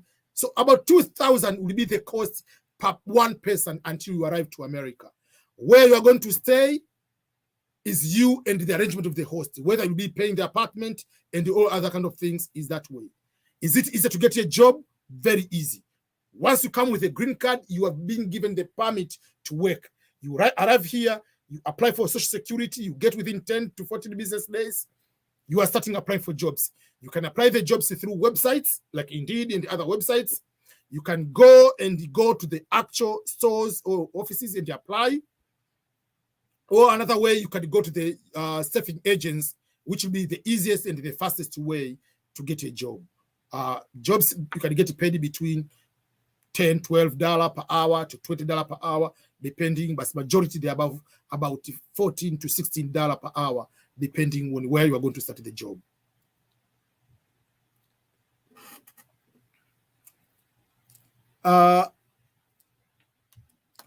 Hakuna tatizo kwamba mtu anauliza swali kwamba je, kama mfano wewe umefanya traditional marriage alafu umekaa 5 years ushinda ukaenda kuchukua ile certificate kwamba na certificate ya marriage itatoka na date tofauti na ile date uliyo apply, ndio, lakini una evidence kwamba ulikuwa you were married before.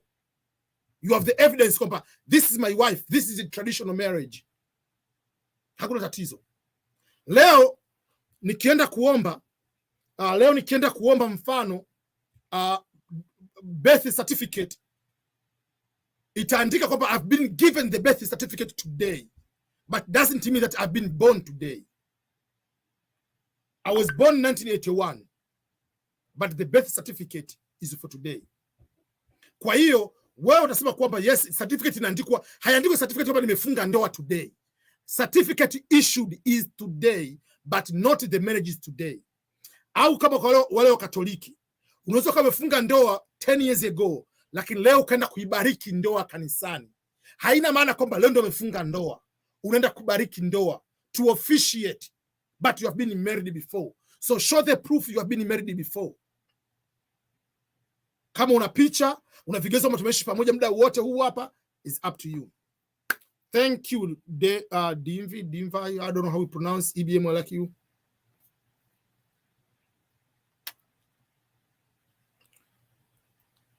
What if it is a traditional wedding with no written documents?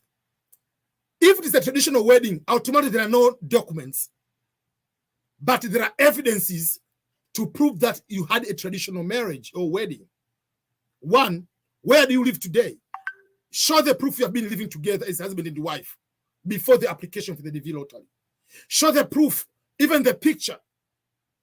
Because even in the US, even if today you get married legally and all the evidence you have, when you go to the DV lottery green card by marriage interview, you have to go even with the photo.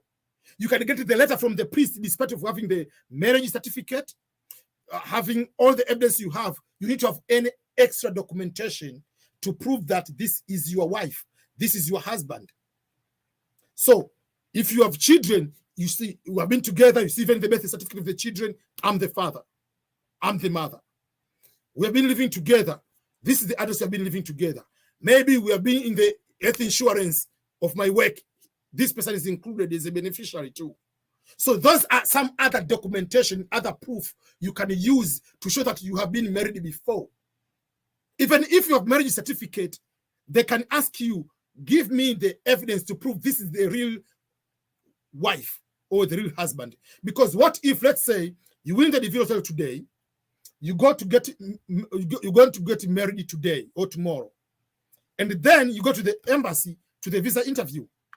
Despite getting married, they will ask you, prove to us, for us, that this is a bona fide marriage. Meaning, prove to us that this is not immigration scam, that you know for sure because you have won the DV lottery, if you get married, you come to America. So to prove to us that you are really your marriage is not a immigration fraud. Prove to us. So you'll prove, okay, we have been dating for a long time. This was when the engagement. This was the celebration. This is the letter from the priest. This is the letter from the imam or sheikh, whatever, or community leader. So any evidence you have, you can go with that evidence to prove that beyond just the marriage certificate. Thank you for your time for us. Thank you so much. I appreciate too.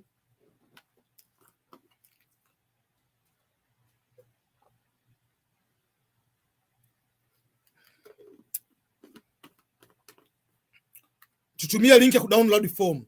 DV lottery you cannot download form. Hakuna kudownload form. Form ni online application. Ukiapply unatuma wapi? Ni online. Online application. Nenda kwenye website hiyo hapo. What about single moms? They don't care about being single mom. When you apply as married. Kama you are not married, you have a child. Unmarried, a child, if is one, put the child there. That's all. If you win, you come with your child. Ni lazima uwe na international passport ama East African passport ni sawa tu. Hiyo East African passport ndio international hiyo. Hakuna international passport. Passport unapewa nchi yako. Zamani kwa mfano ya Kenya ilikuwa ni passport ya Kenya. Ya Tanzania ndio passport ya Tanzania. Sema wa East Africa muungano wanasema wanaita East African passport. Lakini ukiangalia kwenye nasema East African passport, lakini hapo chini itaandika ni kama ni Mkenya itaandika ni Kenya, kama ni Tanzania nasema ni Tanzania. Hiyo passport ni international. Inaitwa international passport sababu unaruhusiwa kutoka nje ya nchi kwenda kwenye nchi nyingine. Hakuna international passport na East African passport. Hiyo passport ndio international. Ukiwa CRB ni nini? Sorry, samahani, mimi sifahamu CRB. Hiyo ni mahali unapelekwa ukishindwa kulipa mandeni huko Kenya. Jina lako linakuwa listed huko. They don't care. Kama unadaiwa, hakuna sehemu kudai mikopo, hakuna sehemu ya nini kwenye visa, kwenye lottery form, they don't care. Kwenye ukiwa nani, ukienda ku apply visa, hakuna sehemu kwamba how much do you owe, una madeni kiasi gani benki au una nyumba. They don't care about that. That is your personal life. Come to the United States of America. Passport ya temporary ipata wapi? Immigration. Ile website ya immigration ya Kenya, Tanzania, ukienda kwenye immigration kuna ku-apply type of passport, inaitwa temporary permit. How to apply? You can apply there direct online.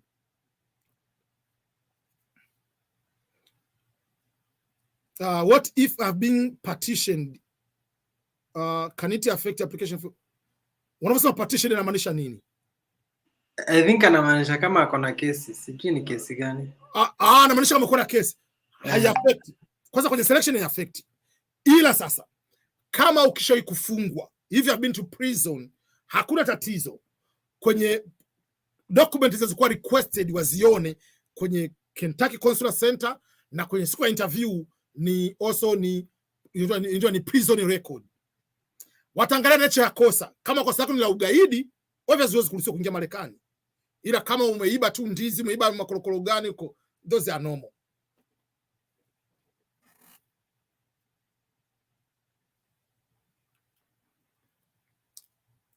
Kuna hili swali ni zuri sana kutoka kwa Ruben Kariuki.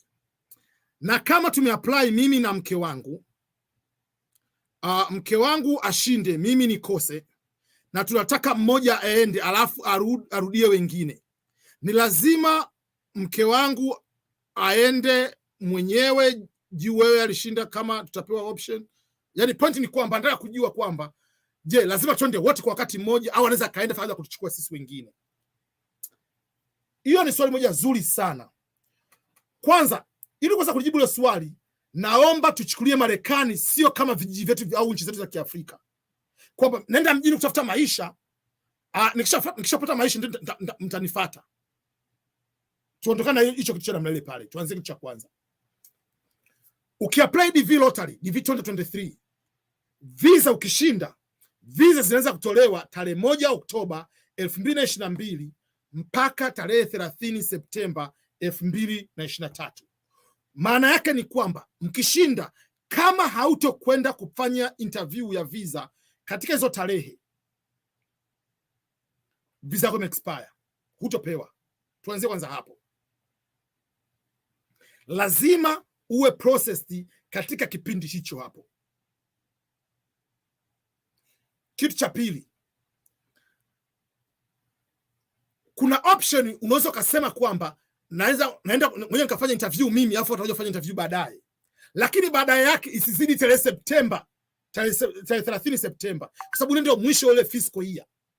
Fiscal year ikiisha, hujapewa ile hujafanya ile interview, imeondoka. Sasa naambia watu, kuna watu wengine wana matatizo ya kifedha. Usifanye kosa aende mmoja afu mwingine aje baadaye, kwa sababu sio kwamba ukishinda tu interview yako itakuwa ni Oktoba. Ukishinda, sema kama kuna case number, namba yako bado namba 40, maana interview yako itakuwa ni mwezi June. Sasa kama interview yako ni mwezi June, useme ngoja niende mimi Marekani kwanza afu wengine waje, watakuja lini? Inabidi ufanywe interview ndani ya mwezi hiyo baki mpaka Septemba 30. Je, ukisema usubirie, uzani Marekani kwenda kusubiria wewe tu waje kupe visa interview, wakati sasa hivi watu wengine wako kwenye wanatafuta kusubiria Italia kufanywa interview ya visa. Ushauri wa kwanza ni huu hapa. Kama unataka mmoja aende mmoja abaki, process watu wote kama mke, mme na watoto, apply for visa. Wote nenda kwenye interview ya visa. Wote panda ndege, njoo Marekani. Ukiingia Marekani tu pale, ukishavuka kwenye airport, ukishavuka, ukitaka pale baada ya kuvuka ushapiga zile document, umeshaingia Marekani. Maana green card yako imeshakuwa activated. Panda ndege hata saa hiyo, baada ya hapo rudi Afrika ukitaka. Au njoo hata kesho yake. Kaa Afrika, hakuna tatizo. Itakuja baadaye, itakuja ni kwamba je, unakaa kwa muda gani? Kama ni zaidi ya miezi 6 sema potele permit. Kama ni less than 6 months unakaa, utarudi. Ila ukisema kwamba ngoja aende afu arudi huku, unaenda kufanya maisha gani wewe? Uko sio kijijini. Kivipi? Kama ni mke na mme, mko watu wawili, obviously huyo mtu atapanga single bedroom apartment. Kwa mke na mme haitobadilisha gharama ya apartment fee. Haitobadilisha gharama ya umeme, electricity. Unajua Kenya mnatumia gani neno mnaita nani? Mnaita nini? Nini stima. Sasa haitobadilisha hizo gharama. Nyingi sababu hivi wifi, internet, kama ni $20, $30 haibadiliki. Sana sana mkija husband and wife ndio mtaweza kufanya, kama mnafanya kazi wote mtapata hela vizuri. Kulikoni huyo hapo huku, tuseme umekuja huku unafanya kazi saa moja $15. Tupige mahesabu. Saa moja $15. $15 per hour. Kama ni $15 per hour kwa full time job bila overtime ni masaa 40 kwa wiki. Kwa ni masaa 160 kwa mwezi. Kwa mwezi unapokea $2,400. Sasa mkiwa husband and wife times 2 $1,800. Sasa wewe kwa nini umwache mmoja aje huko apate hela ndogo, hiyo hela atumie aanze apange apartment, hiyo hela hiyo hela afanye kila kitu, afanye kutumia kilichobaki $100 Kenya. Are you serious? Ila mkiwa wote hapa, you can make this one minimum, au you can add even 2,000 more. Mmoja akifanya kazi, mmoja anafanya kazi 8 hours, mmoja anafanya kazi 2 hours, anafanya kazi more than that. You can make more than this. US dollars per month. Ukiondoa kodi, taxes, tuseme unaondoa 1,500, you can make more than this one per month. Ndio umekuja. Mara 12, more than this one, 63,000. Lakini kuwa mmoja, you cannot make this one. Kwa sababu unakuja kwanza kwa minimum dollar job. Kwa hiyo it is better mje wote. Hakuna kwamba ngoja nikatafute maisha. Wote mkiwapo hapa, kazi kila mtu anapata. Kazi ya kuosha vyombo, kazi ya kufanya warehouse, there are jobs everywhere. So just come together. Hiyo ni namba moja. Lakini advantage namba 2 ya kuja wote ni kwamba it will help you to all of you, both of you, ku transition pamoja kwenye American culture. Ula ushamba wote mtaendelea the same mtaendelea kwa ile the same spirit au the same experience pamoja. Ita create bigger bond. Kama uje kuingia McDonald's, kwa sababu McDonald's haipo East Africa, ile excitement ya kuingia McDonald's wote inakuwa ni nzuri, kwa sababu wote ni washamba, hamjai kuingia. Lakini akija mmoja akija mwingine, sasa ukiuliza maswali hivi nakuwa wote tunaamini tunajua Kiingereza. Trust me. Umedondoka mara kwanza fresh from the boat, Black American azungumze pale hivi, anaongea kitu gani huyu mtu? Unabaki unacheka, akicheka na unacheka, kumbe umuelewi. Tulipata shida. Ni jamani. For the next 2 years, can I still apply? You can apply for the next 100 years as long as your country is still eligible to apply for the diversity visa lottery. You are allowed to apply. It is free of charge. Keep applying until you win. Mtu akiwa kwa America anaruhusiwa ku apply, but there is no advantage just because you are in America you are going to win. No, you are treated like the same as any other applicant. Je, napaswa kuweka picha ya mtoto wangu katika hii DV lottery? Ndio, you must, ni lazima, na picha ya mtoto lazima iwe sawa picha na main applicant. If one had a bad travel history from another country, will it affect one winning? No. Kwanza kwenye application ile lottery hakuna sehemu ya winning, hakuna background check kwenye winning. Selection doesn't care anything, doesn't care education, doesn't care work experience. Selection doesn't care. DV lottery website, dvprogram.state.gov. Yeah, thank you so much. dvprogram.state.gov. Yeah, Mutembe anafanya kazi moja kubwa sana connect na watu wengi, na huwa analeta watu wengi katika channel yake. We share this type of experiences. What of those who are in any security personnel, either AP, traffic, karibia AP traffic ndio nini? Army. Oh, kama uko army, you are full uniform, not a civilian working in the army. You are already Marital, KDF, Kenya Defense Force. Unavaa uniform, wewe ni Kenya Defense Force, you can go to the war. Or wewe ni JWTZ wa Tanzania au Uganda Force, wewe ni mwanajeshi, military personnel, so polisi. So hata kama ukiwa CIA wa nchi yako, they don't care. What do they care? Kama wewe ni military personnel, military maanisha ni army. Whatever, Marekani kusema army ni tofauti. Military personnel, KDF kwa Kenya au Defense Force. Unaruhusiwa kuomba, unaruhusiwa kupata. Ila kwenye police clearance watataji na military records. Kwa sababu kama ulishawahi kufungwa au ulipelekwa mahakamani, wanajeshi wana mahakama za kijeshi, court martial. Kwa wanataka ile rekodi ya court martial kama unayo. That is the only difference. Ila huzuiliwi kuomba, huzuiliwi kupata, huzuiliwi kushinda, huzuiliwi kuja Marekani. Ukipiga picha masikio lazima yaonekane. Sio lazima, inategemeana na sura yako iko vipi. Ila yani kama uko unaangalia straight, masikio siponekana sio tatizo. Ila kusema alionekana kwa sababu umeangalia hivi, that's wrong. Wewe look straight, yatokea sitokee. Kuna mtu mwingine masikio yake ni makubwa, mwingine masikio yake ni madogo. You cannot force someone kwamba aende kuyasimamisha masikio hivi yatokee. Hello EBM, when I apply for my 1-year-old child, which documents are required? Number one, you don't apply for your child. Your child is inside your application. That's number one. I have to put a clarification. The only information you need for your child is the name, gender, place of birth, country of birth, and the photo, which also meets the qualification like the many applicants. Exactly. Franco, you are ahead of the game. How do I know that the passport meets the requirement? Couple of things. Number one, just search for yourself. Go to the photo. If you're using computer, right-click the photo. Go to the photo, file information, whatever, or details, whatever. It will tell you what is the pixels and the weight of the photo. It will tell you that one, number one. And number two, you can upload it on the website for the DV program. There is a photo instruction in the photo tool. You can put the photo there. No, you cannot use the ID card. ID card is ID card. Ni sawa kuuliza kwamba bwana sasa yani ni usiseme kwamba kununua mfano 1 kilogram of rice ni shilingi 500. Unauliza kwamba can I just give you a bottle of water? Umeambiwa shilingi 500. Just follow the instruction. Simple like that. Thank you, Metine.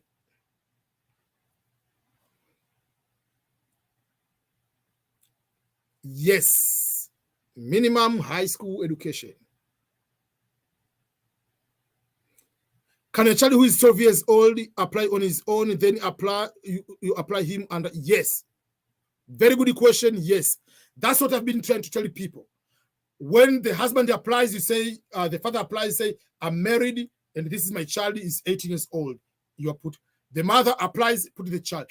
If it's a 17, 18, is high school or has 2 years of qualifying work experience, they can apply. Make sure they have the passport. That's why I say I encourage you to get even the temporary passport. You have to apply. Crispin Odhiambo. Thank you. Which kind of work can you do in America? How long do you stay there in case you win? And can you contest for any elective post? Let me start. You cannot contest for any elective post because you are not a US citizen. If you want to get into the politics to vote, to be voted for, you have to be a US citizen, and you have to wait for 5 years to become a US citizen if you want. Number two, how long can you stay there? You are permanent for America forever. You cannot contest in any specific election. Yeah.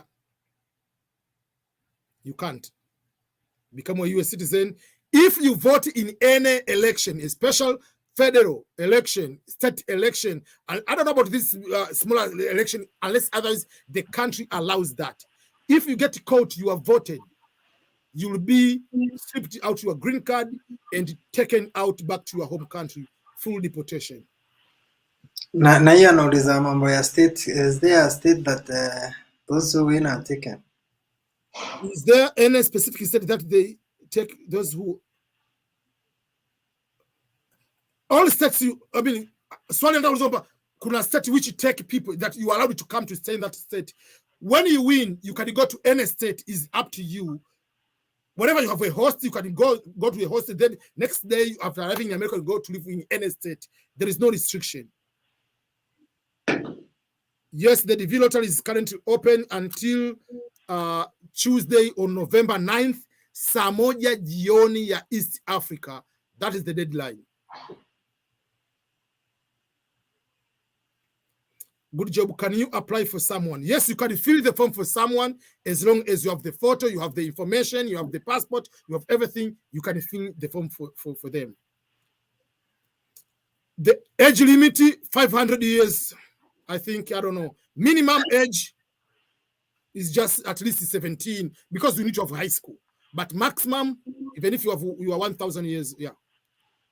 Don't even try to apply without a passport. Don't even try. You'll come to regret that. What if you are married and then you don't disclose? That means you are not married. You are not married forever. You come alone, and if you get caught, it's over. You'll be denied. If I'm single, never married, but I have a teenage child, what will be required for me? If the child is under the age of 21 and unmarried, you add as your child. If it's above the age of 21, if it's 21 and above, they can apply on their own. You don't need to say you have a child. Yes, they are eligible to apply.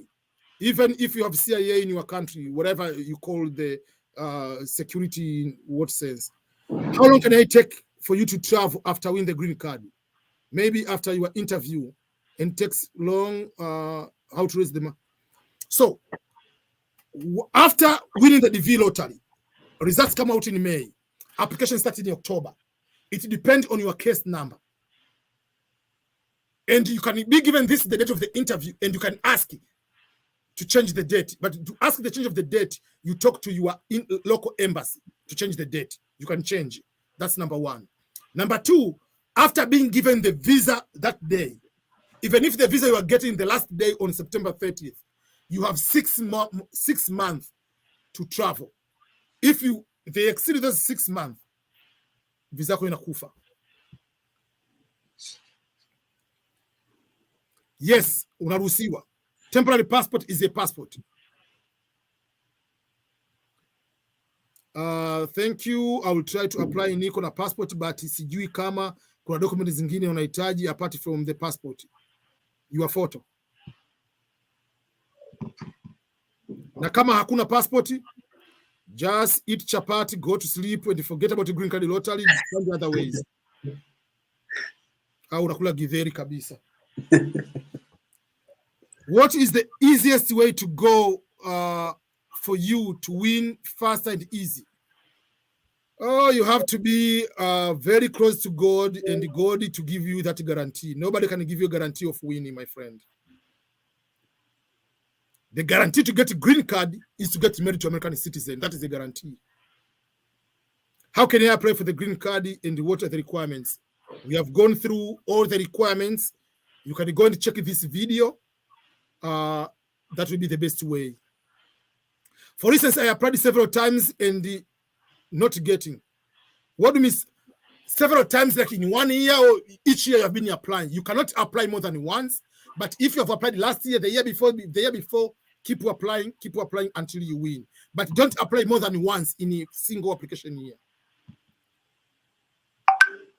It will be difficult to repeat all the things. Number one, white background. Just go to my YouTube channel, which is EBM Scholars YouTube channel. There are every single video, like a photo requirement, even how to edit, because I don't want to start repeating the entire section. Do my underage kids need a passport before applying for the green card? If you are the one who is applying, they are part of your application. They don't need. If you win, they cannot get the visa without the passport. I've enjoyed the topic so much. God bless you. Thank you so much, Getutu. What if someone apply for passport today? Can he get a chance to apply for the DV 2020? Yeah. Deadline for the DV lottery is November 9th. So even if you get the passport on November 8th, you still have the chance as long as before. So you can apply at any time as long as it's not the deadline. And there is no advantage to apply on day one versus the last day. There is no advantage. Thank you so much, Mary. How long does the passport take to be fully processed? Temporary passport, 2 days. The actual passport, I don't know, depending on your country. And in Africa, depending how much you corrupt a person.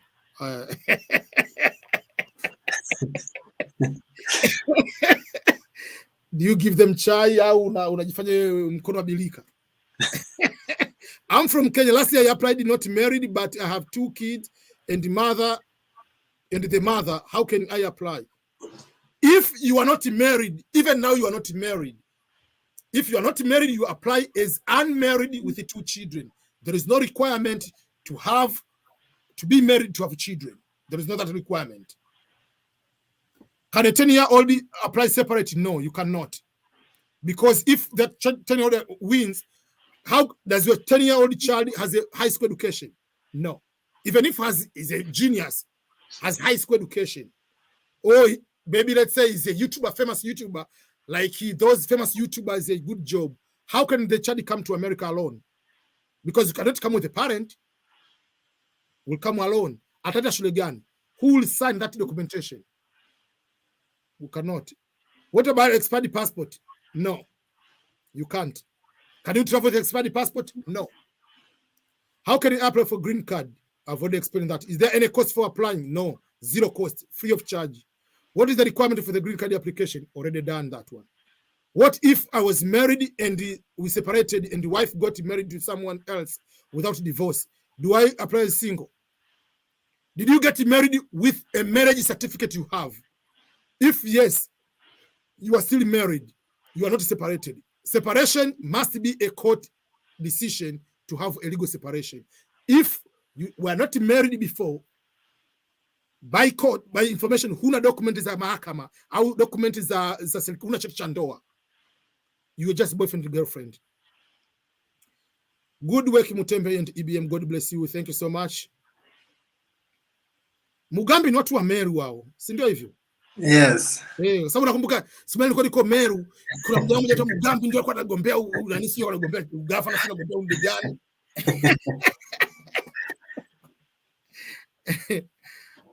Where do you get the host? If you win, the host will be easy to get. Nenda kwenye Facebook, Kenyan groups in US. I have won the DV lottery. I'm looking for a host. Is there any person who would like to host me? Ukitoka pale kwenye group la Tanzania au la East Africans. Ukitoka pale wewe kama ni Mkristo, andikia pastor kanisa lote le pale. So huyu anauliza, so apply kama anauliza hapa hivi chini, do I apply as married or what? This is our case. Kama ukushinda mwaka jana, forget what you wrote in last year. They don't keep the record of everybody what you applied last year. Kama ukushinda, you are applying this year today. What is the marital status today? Kama mwaka jana ulikuwa umefunga ndoa ukasema you are not married, they don't care about that. You didn't win. But today, if you apply today, write what you want to write today, and you'll be accountable for the results of today, not of last year application, and you didn't win. Yes, I think tumekaa for almost 2 hours, imebaki 3 minutes. Yeah. We have overdone it today. Na kama guys umeingia late, tafadhali hii video itakuwa available on Facebook Mutembei TV, on YouTube Mutembei TV, on Facebook another one Mutembei official page. Zitakuwa hapo zote. So just go through them, anzia mwanzo. EBM ameelezea kila kitu. Another way, EBM has a YouTube channel inaita EBM Scholars. Pia hiyo unaweza follow pale kwa YouTube, hata Facebook ako nayo. You just subscribe and everything yenye anasema hapa, kama you are serious unataka apply for this green card, ingia hapo, umeona ame apply like 2 times hapa, and it's a very easy process. You don't need kwenda hata cyber. Ukiwa na laptop yako, you can do it very easily. Yes. Kwa nyumba tena kama umeketi tu. So for the time being, EBM unaweza wapea your last remarks tumalizie. Yeah, my last is if you're looking for opportunities, usikomae to just green card lottery. Find other ways. Tunazungumzia masuala scholarships. Na hata kama usipopata hata scholarships hizi hapa, find ways to succeed in your own country or jobs within Africa and other countries. You can be international staff. International staff says mama mzungu. You can be international staff of UN in another country. Kwa hiyo, let's be open that we got education university degrees, for instance, to work all over the world. Mungu alisema endeni duniani. Hakusema endeni Kigoma au Tanzania au Kenya, Uganda. We can control the world as long as we follow the procedures kwenda kule kihalali na kuweza kufanikiwa. Maswali yote le pale, ukija kwenye YouTube channel yangu kama nilivyozungumza EBM Scholars, ukitaka Kiswahili kuna EBM Swahili, nimejibu yote na scholarships ziko kule na kila kitu. Yes, I think sasa next time na kuhost about the scholarship. Yeah. Yes, lazima tupange hiyo very soon tutawaleta hapa, and I'm very sure watu watapata more information. Exactly. Asante sana. And thank you so much guys and good night, since huku Kenya saa hii ni saa 4.